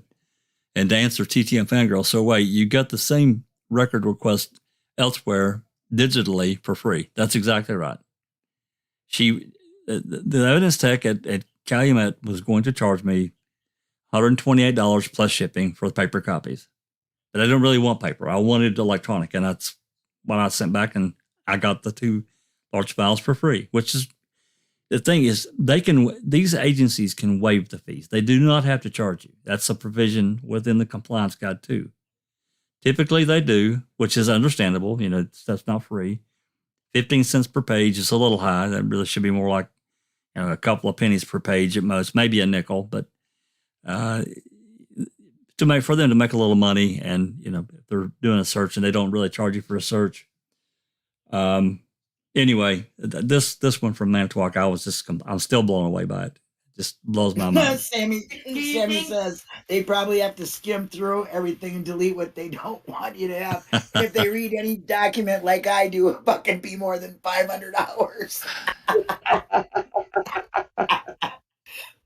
It's 10 weeks for one page. Well, yeah, how do you take that? You request, the same records. I mean, I know that they wouldn't necessarily get the same request, but basically it's for the same case. One county says, here they are. The other county says, hey, you can have it, but you need to sell a kidney to pay for this. I don't really want them that bad. I'd like to have them, but there's just even if I had the money, I just don't know that I would pay it. Yeah, Jack, I really honestly think they're just saying, if you really want these fuckers, I'm going to charge you through you guys are starting to bother me with your FOIAs. Yeah. So Yeah, I'm going to, because FOIAs have really been going in, a lot of people are doing them now, and they're going in and people are getting them in, and they're like, my job wasn't supposed to be this hard. You know what I mean? That's crazy. It's just absolutely crazy. Yeah, I think it's basically Lavina's way of politely telling you to stick it. I think it's a polite way to say stick it. I mean, if you're going to make me do this, you're going to keep requesting this shit from the Avery case, I'm going to start charging you. Linda, I sent you a link for the PRL guide if you want to put that in the chat for everyone. They're asking about it. I mean, they can charge you, right, Jax? They can charge you up to the lowest paid person that does that, correct? If the search goes beyond, I don't know what kind of time frame that they really look at, but if it goes beyond a certain time, they are allowed to charge you to search. But for something, I mean, we're not. You're not asking for a double case file. Well, they literally should not have to be going and hunting and pecking and looking for this stuff. No, you're right. It should be going under a same number, like Jynx said. GTM Fangirl says, look up Wisconsin Transparency Project on Facebook. Hardcore FOIA lawyer might help pro bono. Oh, wow. Did we talk to that guy? What was that guy's name, if you could tell me? Because I remember seeing something like that on Twitter, and I gave him, I gave Jax his name, and Handaba says, if you would send them our bill for the hours we have spent in the past 5 5 or so years, they'd be bankrupt. Yeah. You think all the money for FOIAs is what's building Calumet County's $35 million new jail? No, I thought it was and sheriff's 36 department? million. 35 million. Yeah. Oh, damn. I thought it was Yeah. exactly what Short, Avery's almost. was. Almost. Yeah. What's going to come up next is this is a reply that Jynxie got because Amanda's on. So anybody that's going to send anything for you to Calumet right now, they're going to get. She's on vacation. You're not going to get anything. Kamenik, Kamenik, I think is his name. That's what TTM Fangirl says. Want me to take that name Do down? you remember who we talked to, Jack? Was that the same guy? Yeah. Is that same guy, Tom Kanik? Wasn't that the guy's name? Yeah, he's the one that I talked to about the difference between a FOIA, thank you. like court records and trial transcripts. It's a completely different thing. Trial transcripts and absolutely. The pricing, yeah. Yeah, FOIAs are typically 15 to 25 cents per page, depending on the agency. Whereas trial transcripts, if they've been transcribed, are $1.25 per page. It's two different things, though. You don't have to FOIA, a motion or a trial transcript. That's just automatic. You just have to pay for it. So yeah, and it costs us quite a lot to get Brendan's pretrial, right? Yeah, the 533 pages we got cost us $840 something, I think. They're very expensive. Well, TT says that she sent it to Zoe a while back.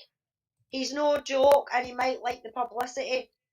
And that is the same guy that Jack talked to. I just looked it up. Yeah.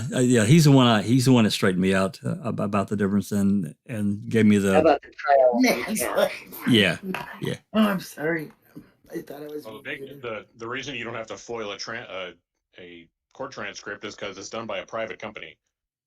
And private companies don't do the FOIA thing. That's only public. No, agencies. it's a completely separate thing because there was a Sapricop. I know you probably have heard it many times. I know I did. It's a completely separate thing to do a FOIA than to request a trial transcript or a motion. It's completely separate. So just a little bit of information for everyone that thinks that if you get a trial transcript, it's a FOIA. It is not. You basically call whatever county the trial happened in or wherever it's located, and or email them whatever and say I want trial transcript for blah blah blah. They give you a price. Now I will tell you this: if a motion or something has not been transcribed, it's $2.75 per page. I kid you not. So, but most stuff has. So. Why wouldn't a trial be transcribed? I mean, they have their own transcribers hired by the county to do that. The judge has their own. Like he's always using that same Diane, whatever, that one. Typically, they are. The private thing is for the depositions. That was a private company that transcribed those. And but there are sometimes different than a trial too. Sometimes motions are not transcribed unless somebody specifically asks for it. It happens. And in that one Darlene Routier case, her trial ones were both recorded and transcribed, but the transcriptionist wrote whatever answer she wanted to put in for everything Darlene said, and they had to get the tapes when they found out what happened later. Yeah, over 30,000 mistakes.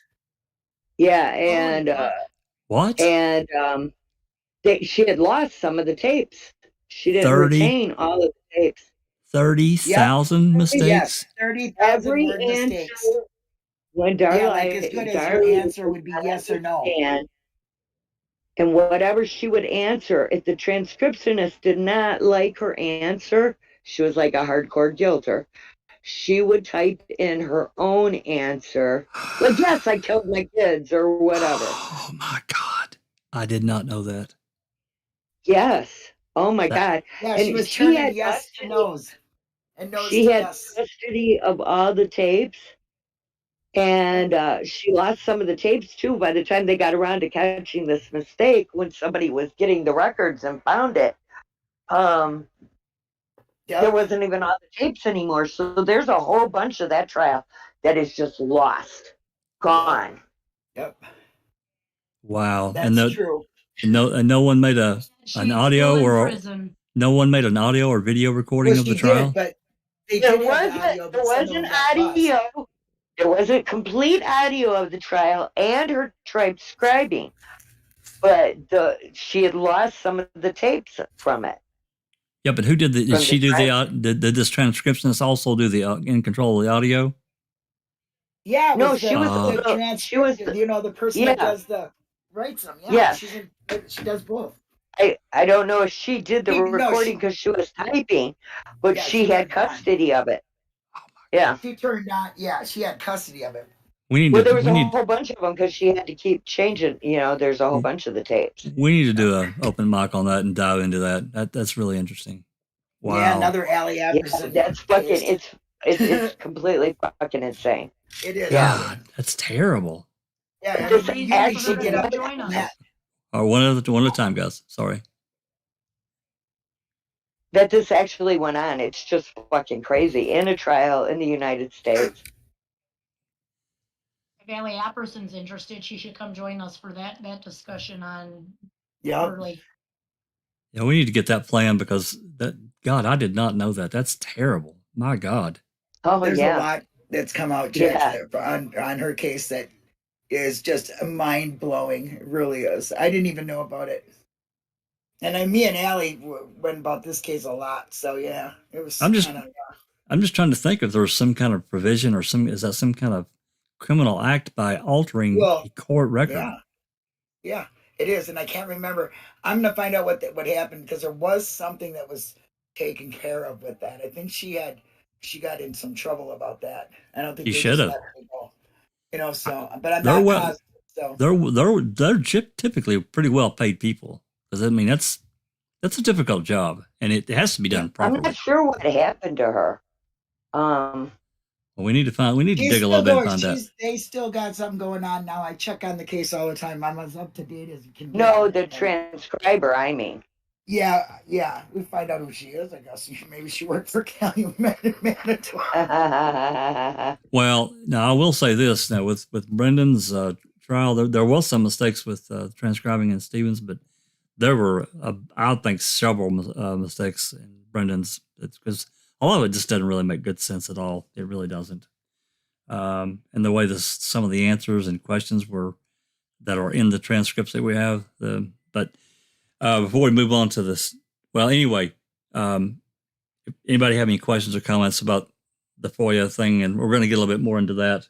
I don't want to keep everybody here all night. We're already approaching 2 hours, but I have a question, Jack. Yes. I was just curious. Do you think that CASO keeps a copy of the transcript of the trial? You talking about like the law enforcement agency? Calumet. Like court. Sheriff's office. The CASO. I doubt it. I doubt that they would. No, I doubt that. I was just going to say, if they do, we could FOIA a copy of their copy. Yeah, I don't think law enforcement agencies would keep a record of a trial or motions, things like that. No, I don't. Okay. I don't know. In this case, they might just so they can stroke their egos every other day. I got a question here. What do you call the FOIA request when you're asking for digital? It's electronic. What is it? It's from the Lou Edders case, and I will actually add that to the description of this afterward later. I'll edit it and I'll add the description. So anyone that if you're requesting something and you want a digital copy, that way you can include this clip or this case, and that way it's clear of what you're of what you're wanting. Because and Sammy and BB, I sent you a link to the PLR guide. Okay. They were asking about that too out there. Like you can send them that too, and they can look up some of that stuff in there. Yeah, I'll add a link to the PLR guide because it's right on the. I'll get that in there, Jinx. I didn't see our chat, but the DM. Hundabear wants to. He has said, I filed a couple but they got denied, and one was accepted, but it was already out, so didn't go there. He just wants to know what you call it when you request it, the name of it, like electronic something, isn't it? It's, you just cite the Lou Edders case, and you just say, when you send a request, you specifically, when you make your request, then I'm respectfully requesting a digital copy, whether it be thumb drive, CD. Yeah, it's a digital copy. Okay. CD. It could be email or this link that they sent me, which was very quick and very easy and done. Bam. So you want a digital copy, and it just makes it easier now. I mean, can you imagine, that if I got that's in 857 pages. I mean, that's nice, but I didn't really need it. No, it's a computer. Yeah. And how did they send that digital copy to you again? It was she sent me a link, and I clicked the link, and it went to the Calumet County Citrix system. And all I do is put in my email address and hit enter. Once I did that, bam, it changed to another page, and both the PDF files were there. One was 215 or 20 megs. The other one's 207 megs, something like that. It's over 1,000. There are some repeats in it, but not too many. It's over 1,000 pages, though, the two files. Anyway, a little bit more on FOIAs, and this gets into a little bit deeper into what I did and what I requested, and I'm going to explain that a little bit. If anyone does this, that's fine, but I'm going to warn you that you're going to get everyone's information. A FOIA, an open records request, is a record, and everything in that record becomes public knowledge. So if someone makes a FOIA, and they ask, you put in your name and your address, if you get something shipped to you, like a thumb drive or CDs, and oftentimes even phone numbers are there, plus the email address. So not only do you have someone's name, you have their physical location, plus other digital information. Now, people can do whatever they want, but unless you've done it anonymously. That's correct. And you see, I disagree, because they redact their own personnel information from their own records, where they don't give out their own addresses. And that I think when they give out these kinds of records, this should be a reason to protect the private citizens of the public from harmful acts of other people, and they should at least redact the addresses and phone numbers of these people. But they don't. I don't disagree with you. I'm just telling you, this is how it is right now. So with that said, who was it that talks to that Tom guy? Ask him about that, if you would. Ask him if that would be considered information that should be redacted for the good of the public. I was talking to whoever's in chat here. Who was it? TTM that's talking to that guy? Yeah, I don't know. TTM fan. If you could ask that guy that, since you have a little report. I'm just telling you what it says in the compliance guide. Your information becomes part of the record. So if anyone does Paul says data protection law says they have to. Well, I'm just telling you right now, they don't. To what, redact it, or they have to release it? What are you saying, Paul? Yeah, which one is it? They have to release it, or they have to cover it up? I'm just telling you, if you read the compliance guide, they will release your information. I'm just telling you the way it's written right now. I'm not saying it's right. I'm not saying I agree with it. I'm just telling you this is what it is. And my point being, if you do what I did and request, a date range of getting records, please be responsible and don't release people's information. Keep it, redact it. Don't let it go, because there's a liability, exactly what Jynx just talked about, in that manner that, some hateful person could cause other people problems. And this is not why I requested this information. Only in one instance, but that it was really my point in doing this is to see what's been released by FOIA. If somebody has made a FOIA request for something and it's been released, it's been approved, and they've got a copy of whatever, legally they have to give you the same thing. That's what the reason I did it. So my point was being, hey, let's find out what all's been released. Make an Excel spreadsheet. I'm still trying to sweet talk yours into doing that. Make a list of what's been released, that we've got it. It's on the website or somewhere that we can get it, that we have a copy and access it and do our own research, whatever. The record's complete. So that way we're not, we're not writing 15 other FOIAs to get the same thing. It's pointless. So that was my intent. And that's with both agencies. Now, there is one exception to that. Well, maybe two. One exception is to find out, to see this Ken Kratz FOIA that allegedly he wrote to get this surveillance video of Avery and his lawyer. I want to see that for you. And then there may be other things that Kathleen has requested that we haven't seen or don't know, and it may not matter anyway. There are a few other reasons of the requests that I made to see if certain things have been released. So that was my reasoning. Anyway, again, disclaimer: be the good person. If you do what I did, protect that information. It does not need to be in the public domain. I'm not even sure that, it's still just, I'm still thinking about this. Zoe did go through and she redacted some of the pages I'm going to show you now. We're not going to go through all 1,000 pages. It's pointless because a lot of this stuff is just repeat.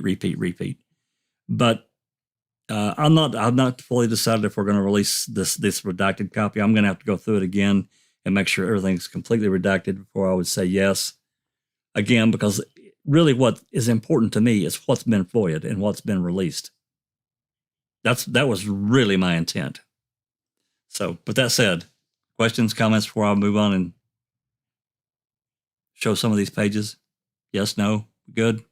Well, I want to mention that I did write her back because I was trying to get copies of the emails about the FOIAs that are being sent, the inter-office emails, like when somebody might ask for, say, the zipper message, what is going on between the emails between the sheriffs, the lawyers, and the Amanda Bunnell, the evidence person. So the FOIA, the open records person. So she told me I wasn't specific enough, even though I was very specific about what I wanted. And then she told me that she couldn't release them because it would take thousands and thousands of hours. Instead of giving me a price like they did you, they didn't give me nothing. They just said, we're not giving it to you because it might retain someone else's personal data in there. So right. I wrote her back and I asked her, what about her releasing all the personal data for all the private citizens? And if one of the private citizens gets hurt by another private citizen because they released their address in an FOIA request, could I sue them? That was the reply. That was when I got the reply that she would be out of the office for 10 days. Well, maybe you drove her off to drinking. I don't know. I'm just saying. Yeah, So, Jack, I'd like to know, did you find Kratz's FOIA request? No. Mm-hmm. Are they hiding that one? Can we specifically request any FOIA requests coming in from that name? I don't know that maybe I'm not going to tell you no that if you can specifically request a specific FOIA request approval or request and all corresponding material that went afterwards. Maybe I'm not going to tell you can't because I don't know that. I didn't try it. I just did a date range. I think I'm going to ask for all emails that have the keyword Ken Kratz in it next time. I will tell you that also within the compliance guide there is provision that certain aspects of police officers and other people is protected. It's in the guide. Again, yeah, their addresses and their phone numbers are protected, but yours isn't. Yeah, I mean, their job is different, and we have to accept that. If we don't, we're not really looking at it clearly. They cite that this is a high-profile case, and they need to go around the books to do the things they do. So maybe they should be thinking about that with the FOIA requests too. What's that, Linda? Handava has a question. Does anyone know of any of the other police departments that participated in the search on the property if they would be required to write a report of their administration for their administration? Well, you would think about that, when a police officer, I'll just take mine and Jinxie's favorite police officer, Mr. Dennis Jacobs. He did all this shit in the case. And he didn't write one freaking word, not one. Now, how that can be, how's that, part of a police officer's job, and I know it probably sucks for them sometimes, is writing reports. So if they have an event that they took place in a specific case, I think most police departments probably require a report. So my answer to you is yes. Whether they did it or not, I don't know. All you can do is make the request. And he was only assisting, but intimately involved. Exactly. It's processes that get left out because they think they know their job good enough, just like redacting. They become lazy and they don't hold a strict, Part of the reason we don't have more from Manitowoc officers is because they were not supposed to be on the property. You had Pagel telling you they're not on the property, they're only providing equipment. So you didn't expect to see any reports from them because they weren't there doing nothing, right? That's right. They found evidence and passed it. Yeah. Right? Well, basically, they found it and passed it. You got a number of officers that are with Manitowoc that were helping Calumet, actively helping, involved in the case, and yet we don't have any reports from them, or very few. So, I just that whole thing is, I'm not going to get sideways on that. Deputies that are, what are they called? They're the reserve deputies, right? Like they should be writing reports too, even if they're just standing at the entrance going, I stood at the entrance of 147 and Avery Road from 9 a.m. to 3 p.m. and I logged in people. That should be his report then, but not even that. No. It was really very minimal reporting considering all the involvement that they did have. Coburn was heavily involved. We had almost nothing from him. And there were so many others that we had almost nothing from. So, Abundant, to answer your question, they should write a report if they participated in some event during their day. Whether they actually did it or not, I don't know. I can't answer that. All you can do is make the request. So, now, I will tell you this. It's always better when you make a FOIA request if you can refer it to something that you already know happened. So let's just say that if they were at the Avery property, and let's just say Dettering made a reference to officers from an officer or officers from Brown County assisted in this blah blah blah. If you can reference anything to that FOIA that you're requesting from the other county, it will help you because you're being very specific. So. With that said, is there any more questions? Comments? I didn't see anything. Anyway, again, if you do what I did, be respectful. Protect people's private information. Don't let it out because there's a liability thing here too. You don't want anybody to ever say, oh, well, freaking whoever got this information, they released it and somebody, came and beat me up or, threw an egg on my car, whatever. You don't want anything like that to happen. So from that standpoint, do the right thing because that's not really what we're interested in anyway. The information is what's important. And that was my goal and will remain my goal because it's not the last request of this nature that I'm going to do. Because... Jack, Habunga says, I meant the other police agencies like Marinette and many others. I made a list of all people that have never wrote a report from all agencies. Well, they may have written a report, but you've got to write to Marionette or whatever county, Grand Chute. You have to write them. You're not going to get it from Calumet. They may have a copy. You might get it, but you're better off writing that particular county to get that report. You think even Maribel Fire Department has reports, because they called in all those fire departments to help open maybe of the cars. They might. It's possible. I don't know. I'm not sure, but I've never tried one with the fire department. I don't know. Well, you maybe think everybody that was involved, right? I mean, anybody that was involved and had to spend time and pay for people to be there would have to make a report of some sort. Yeah, I'm not sure what the requirements are for a fire department or a fire chief. Yeah, something. You would think. Yeah. I don't know. Maybe. I don't know how the fire department works, but even if they didn't write reports, like I'm sure they have time cards that where that was spent, you know, because it would be a special thing, wouldn't it? I mean, it would take them away for hours at a time instead of, you know, just to a call or something. Say, Right. I don't know. Just sounds like they would have to be responsible for their city and state workers and police and authority, people of authority. So I don't know. I find it fun. Well, so like you're saying, like on whatever days it was that the fire department was out on the Avery property going through all these cars, firemen, whatever firemen were out there, should be some kind of report to justify that. So. Yeah, I do too. So we also know that they don't always do what they're supposed to. Time sheets and the county paying for it or whatever. Yeah. Hey Becca, I see Becca. She's not in chat though. She didn't join. She didn't join our little cadre. She didn't. Probably sleeping. Yeah. Anyway, all right. Thank you, Jax, for all your FOIA knowledge. So this next part I'm going to show you is I'm just going to show you some of the pages. I'm just going to scan through.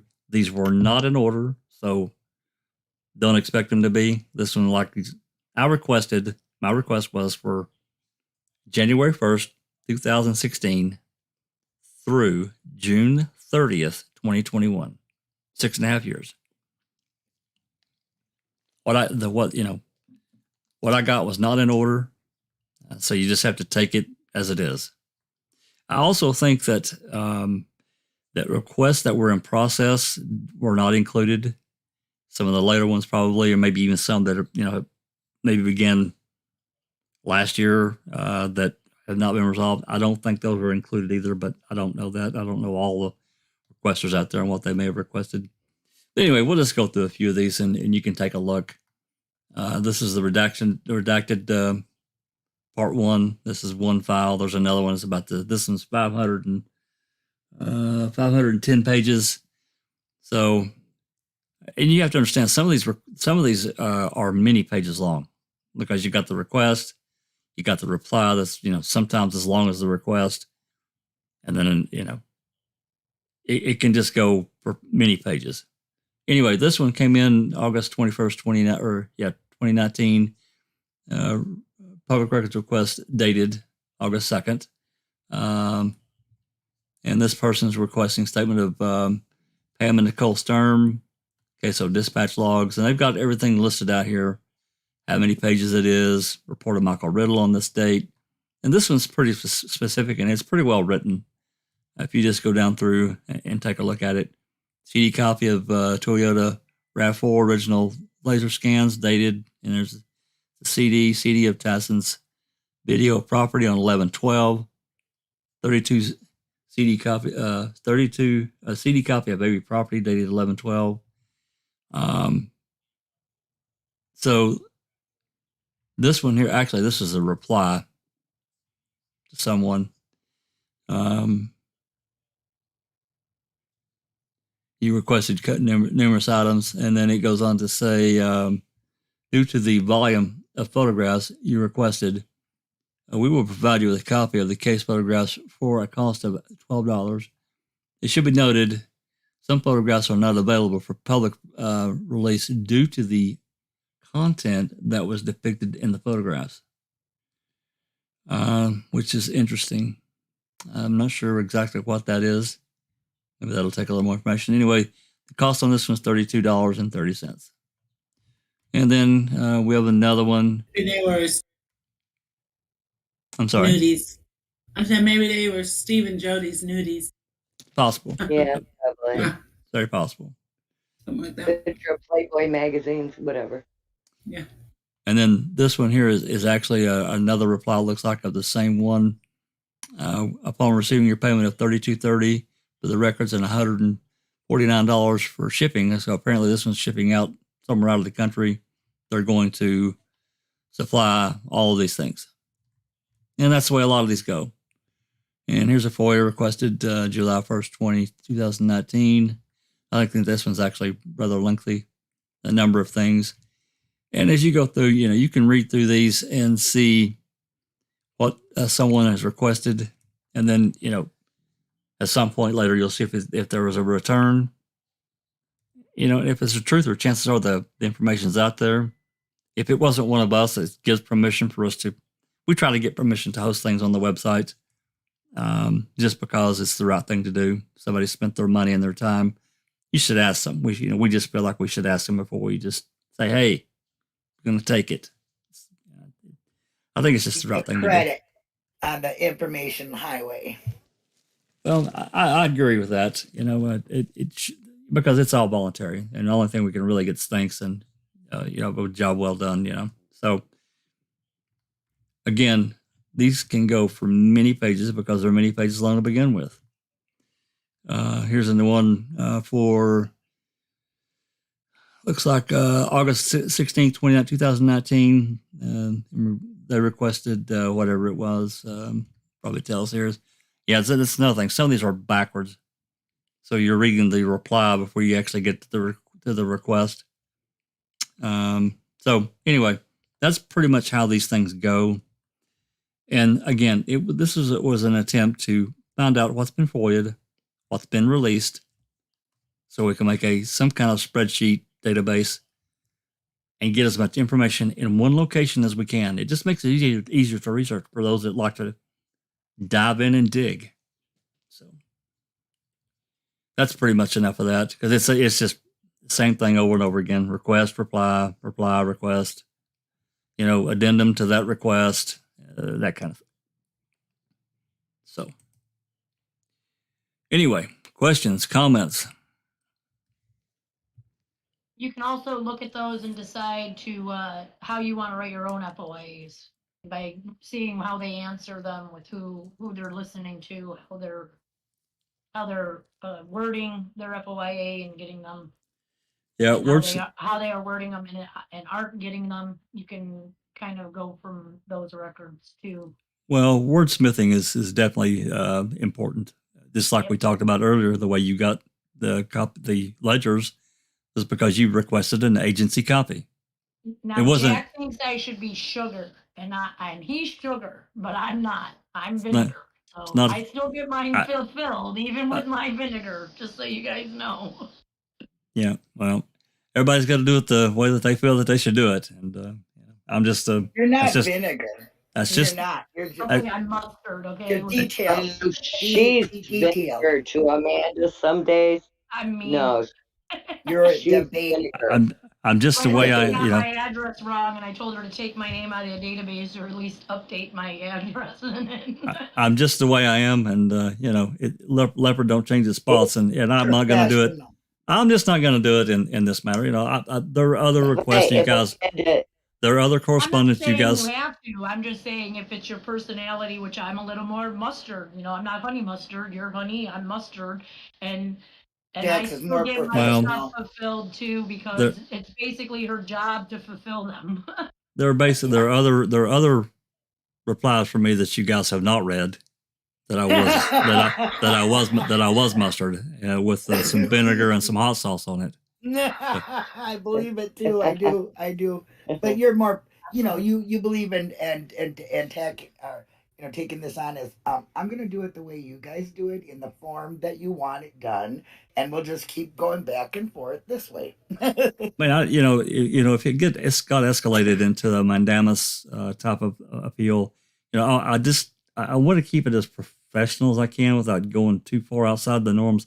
I'll give you an example. I'm trying to get there are roughly 37 phone calls from October 28th through the middle of December, or maybe 37 or 38 phone calls. I can't remember. It's in the 30 something of Jody Stokowski talking to Stephen. I know that Wiegert made a copy and gave it to Fassbender. There is a copy. So I requested these 37 or 38 phone calls. This is one of the FOIAs that I sent in roughly around the same time I sent this other one. And I've actually got another one in there too that I haven't gotten a reply yet. Anyway, he replied back the other day, and basically he's not saying they're sealed. He didn't say that. He said that because they don't have a Windows 98 computer, they can't play the audio. and therefore I should go to Manitowoc County. That's where they came from, and request a copy. I've got a lot of problems with that reply because, number one, it's not I'm the requester. It's really not my concern that they don't have a Windows 98 computer. That's their concern. Number two, I don't really care if they can play them. I just want them to rip me a copy of that CD. That's all I want. They don't have to listen to them. We'll do that. I know that I have a program that will basically play any audio file.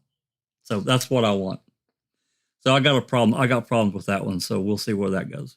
Maybe nowhere, but these are calls that no one has. No one's listened to them. And anyway, I'd like to get those. And we did make them public, but there's also a provision within the Open Records Compliance Guide that any electronic record also includes metadata. And they are required by law to include that metadata with everything electronically done. So the Brendan calls that we got last year, there's 436. Now, we didn't release them to the public. Some other people have, but we didn't release them. However, those calls were converted from whatever file format they had into MP3s. In that conversion process, all the metadata was lost.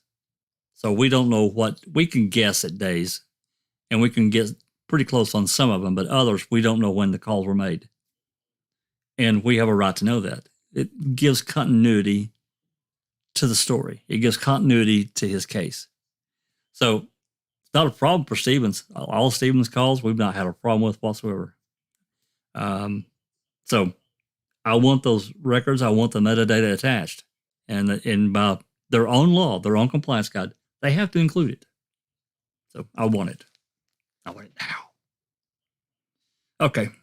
Questions, comments? Anything anybody want to add?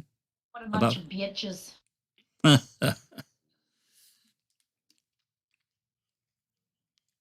That's all I gotta say. Well, I get it. That there's got to be a gatekeeper to this stuff, but at the same time, if these cases are so rock solid and just Jim Dandy, what's the problem? Everything on the table, let's see what's going on. Let's see what it says. Let everyone hear it. No matter, we're in this limbo land right now with the Court of Appeals decision, and Zellner's going to have to give some kind of reply to get those corrections on the record. And they did make mistakes. I don't care what anyone says. They made many mistakes in their reply, saying that the bones were found in Avery's barrel. I'm sorry. No, they weren't. What? What are you talking about? There are other, Tim Tedious did a great job, and just the 10 things that he talked about, there's more. So I'd like to get, hopefully he's writing, some other things up that we can get him back on and talk about, because it's important for these things to get on the record before she moves forward, I think, to whatever court she lands in. So I have a question for you. Sure. About the FOIAs, if you've gone through them all. Did you count how many times the Bobby CD was asked for 11/9/05 and has been denied?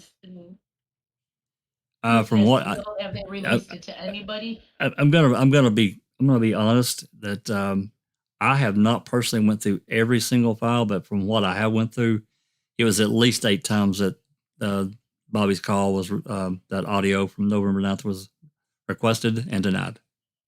I even tried to get a transcript of it, and he told me that there's another record that does not exist. Is the Bobby interview transcription. Yeah, there was another one too that I found interesting that really kind of shocked Zoe and I. She made the request for Brendan's calls, the original request. Within it was about a month and a half later, I guess, there were a number of requests, and I think there's at least 8 requests for his calls that were sent in and filled. So everyone wanted them after you guys didn't release them. I guess, so yeah, I found that interesting. And there's a number of other things, but these electronic calls, it just seems like there's always some kind of hitch that we just can't get it for whatever reason. Now this Windows 98 thing, I'm sorry. If you got an IT guy that's worth a flip, he can put a boot, install a boot manager on any 1C computer and load Windows 98 and do whatever if they just need to listen to the calls. But again, I don't care if they can play the calls or not. Just rip it. Any good ripping program is going to say whatever calls are on there. I just make a copy and burn it. It's not hard. So anyway, questions, comments? Anybody want to talk about anything else before we jet off here? We're about 2 hours and 20 minutes now. So BB? No, I'm good. Linda? Alice? I'm just reading the comments. Okay. Good faith. Oh, yeah. Okay. Yeah, right. They can get rid of anything they want. You know what I mean? Well, this is a kind of a open mic that it was really a lot of me running my mouth and just trying to give information. That was really the intent. And not that I don't want questions. I do, to try to help people. I don't. To me, it doesn't matter who gets the FOIA done. I don't care as long as we get it, and we have permission. As long as we have permission to, from that person to put it on the website so everyone can have access to it. Yeah, there's some good ideas in the chat about what to FOIA. So. Well, the one more aspect of this that a lot of people are not aware of, especially some of the newer ones. The Gilter side of the aisle, there are several of those that have also sent requests. Don't think for 1 second that there are those out there that don't have as much or more information than we do. There are. Yeah. Oh, definitely. The Gilters are bad at it. So, but they won't release it to our eyes. They keep that stuff. Especially if it goes against him being guilty, right? Yeah. We can talk about a million things as far as, another electronic thing that I had a real problem with, and I still do, is this, we talked about a few weeks ago, that FOIA that Yora's got that showed that, I think Jynx actually requested the entire thing, the spreadsheet, that it was a spreadsheet of the prosecutor's files, and it showed the zipper voicemail. I didn't get the spreadsheet. I got a PDF file of it, not even a spreadsheet, by the way. I should ask for the actual spreadsheet. Yeah, you actually should. You should write her back when she gets off vacation. Say, hey, I want the spreadsheet. I want the Excel spreadsheet or Google Docs, whatever. But, it showed, this was in January of 2007, basically a month before trial, that zipper voicemail was in evidence. Why would it be on his record if they didn't have it? Yep. So we've always said apparently in evidence, because that's how the record read anyway, right? And like if he didn't actually have it and was just going by the records, it should say apparently in evidence. Yeah, but it clearly Deirdre wrote it in his report. I mean, it clearly says it was seized. So just like the one from Barb's answering machine, it said the same thing as well. Seized and not signed out to anybody. Well, that record There's wouldn't. Not even an evidence ledger for the zipper at all. No. It's like it did not exist at all. They tried to put it of course. That's why Jacob's got no record of it. The only mention of it is a very short line in 2 reports by Deirdre, where he goes back to the 3rd and mentions that it was copied on the 6th. And then on the 6th, it says it's apparently copied on his cell, and he apparently put it on a CD. Well, if it's apparent, that means you got the CD, right? Because well, Jynx, why do you think they did that? Because probably was very damning on on the prosecutor's side. That's the only reason I could. Because remember, they said that the zippers was last in their thing. Yes, they did. Wiegert said it.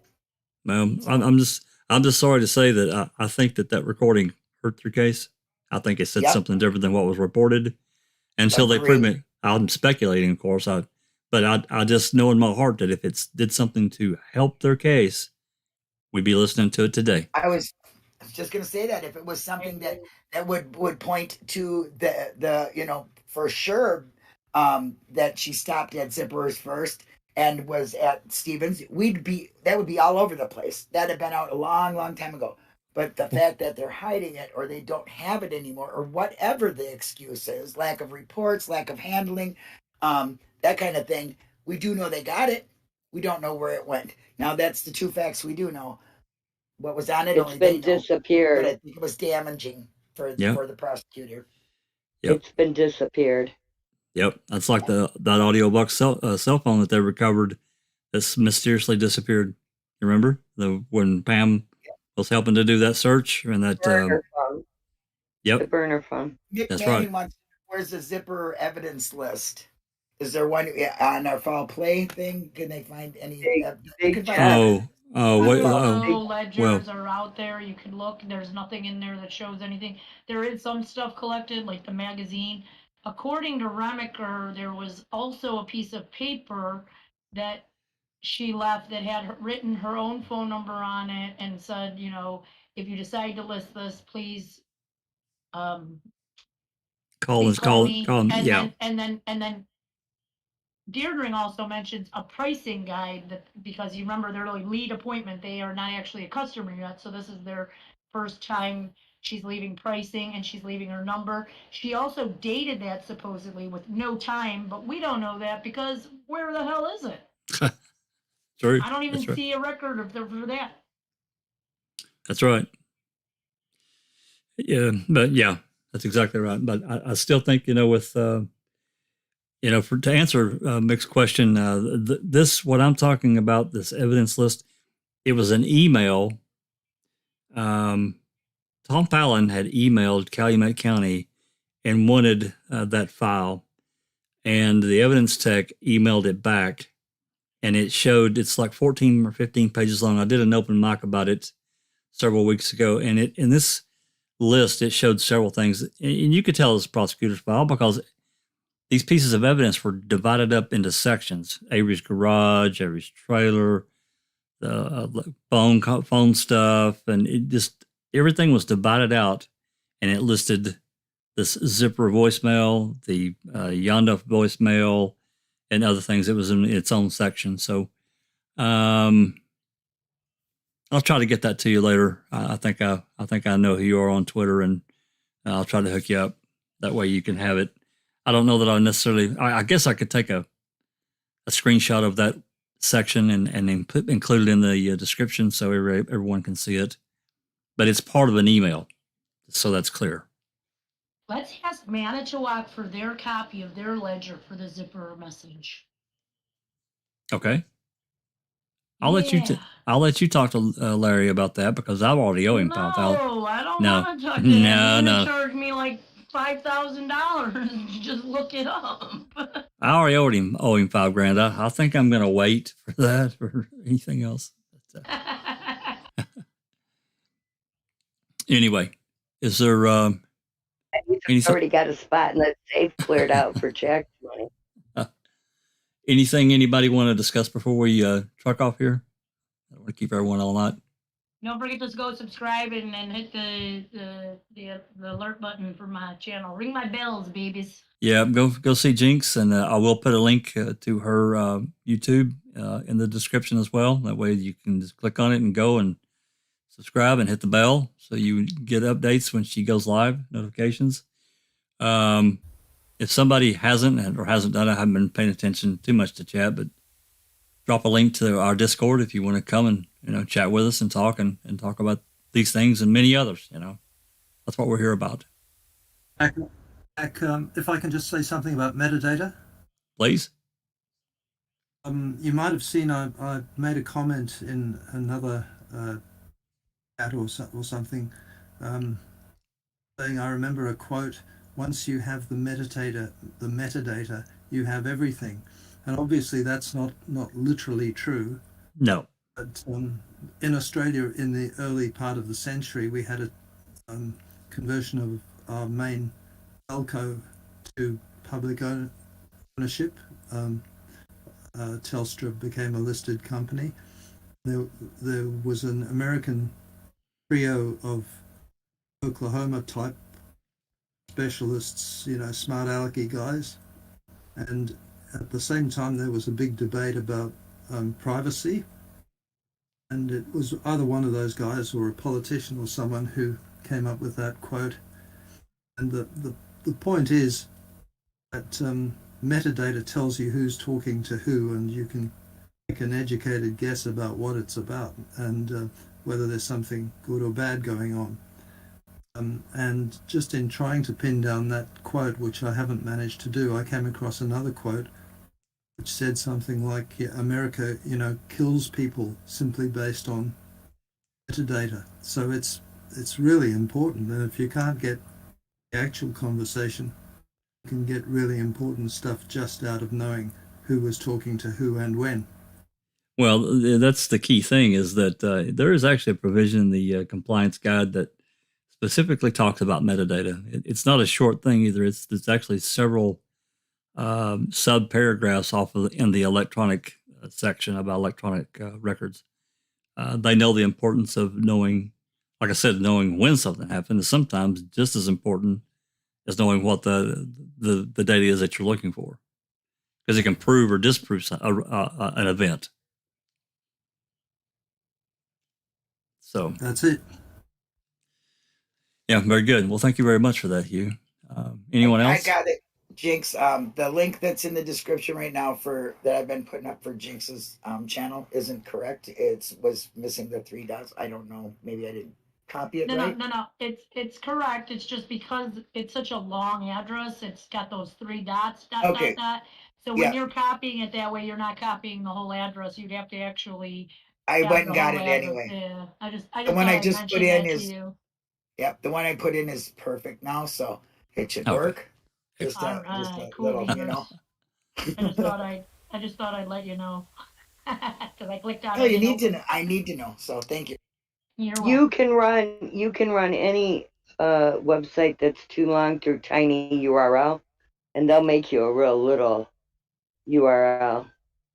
Or just right click and copy the link, and then it'll give you the whole link instead of just that shortened version. It's in chat now. I'm looking to see what Mick is talking about just at the DCI report 48. If you have those photos, you cover. Oh, the DCI reports. Yeah, I'll drop a link to the DCI reports for those that don't have them. They are on the Foul Play website, so I'll drop a link in there as well. So, I mean, they're really. Yeah, I'll drop it in the description. I purposely did not put any link descriptions in here. And I will tell you that I'm not going to include any redacted copies of the FOIAs that I've got, not yet. This stuff needs to be double and triple checked to make sure that Zoe, she asked me, specifically, have you looked at every page? And I haven't. So, but I'm going to do that before I would say, yes, let's, it's been redacted and we can release it. Or put it on the website so everyone can kind of look through it. I want to have someone check it when they download it, because I don't remember where I downloaded something from. It was a redacted version of something, right? And it had the blackouts in it, but only on the website. When I downloaded it, all the redactions came out. Okay, so make sure that when you actually get it, that if somebody actually downloads it, that those redactions are not removable, because I found that it, like I said, I downloaded that one that was redacted, and all of the redactions came off of it when I downloaded it. So. Yeah, what I'll do is, that's a good idea. Downloaded it and make sure that it's coming up redacted is all I ask. Yeah, I know I downloaded her copy from my drive, and all the redactions stuck. They were still there. So that's exactly what we've been. That's what we've been looking at. Maybe I'll get somebody to download it with Adobe and just to make sure. And that's another thing with getting PDF files. For those that don't know, a lot of times your name will become as the owner of that file, and if you don't want your information out there, you have to go scrub that out. There are ways to do that. Just pass that information along. I mean, some people don't care. I don't personally care, but other people do, and I understand that, and we need to protect that. So for next time, or I don't know what we'll do for the next open mic, the Darley, and we've talked about the Darley case before. I don't know, maybe we'll do something with that if I can get some input from the gang here. And I can give you info and and documents. Yep, I can hook you up. Well, I mean, I think that would be interesting to talk about, because, I mean, just what you told me about the trial transcripts, that's freaking terrible. Well, the investigation alone would make your hair turn up. Okay, you'll probably get some hot sauce in your blood, like you said. Oh boy. Okay. All right. Before we take off, is there anything else from anybody here? Anybody in any of the gang? Anything? All good. Just thank everybody. This that's has been a foul play production. Not yet. Not yet. Has anyone talked to Rhonda? I haven't heard anything. No, not lately. No. Alice, have you heard anything? She must be away. I have not heard anything. I don't know. No, It's been more than a week, more like 2. I sent her a message the other day, but I haven't heard anything back yet. So what she did say must be busy. Her internet would be iffy. Spotty, yeah. It would just be whenever she was at a place where she had good internet where she could check or post or anything like that. So I'm hoping that that's just the case, that it's just bad internet where she is, and hopefully she'll get back to me as soon as she gets into a bit where she's got a bit better internet. But I have sent her a message, so I'm just waiting on her reply. So okay, good. Yeah, she told me that her internet the Wi-Fi there was really spotty. So okay, well, good to know. Hope she's okay and making the best of a pretty terrible situation. So. All right, I want to thank Avery. I'm sorry. Somebody say something? Okay. No. Okay. Want to thank everyone that came and joined us. Hopefully everybody took a little bit of something away and learned a little something about FOIAs and all that kind of thing. And, if anybody has questions, I'm glad to help, and, others. Jynx is becoming far more knowledgeable. My thing is I'd like to thank, Henberry and Rookie and Seeking Truth and some of these others that really have taught me valuable lessons in how to write a FOIA and just doing it, kind of knowing what you want. Thanks again for everybody coming for another open mic, and we'll see what we do next week. I don't know. You never know what may come up through the week. Anyway, this has been a Foul Play production.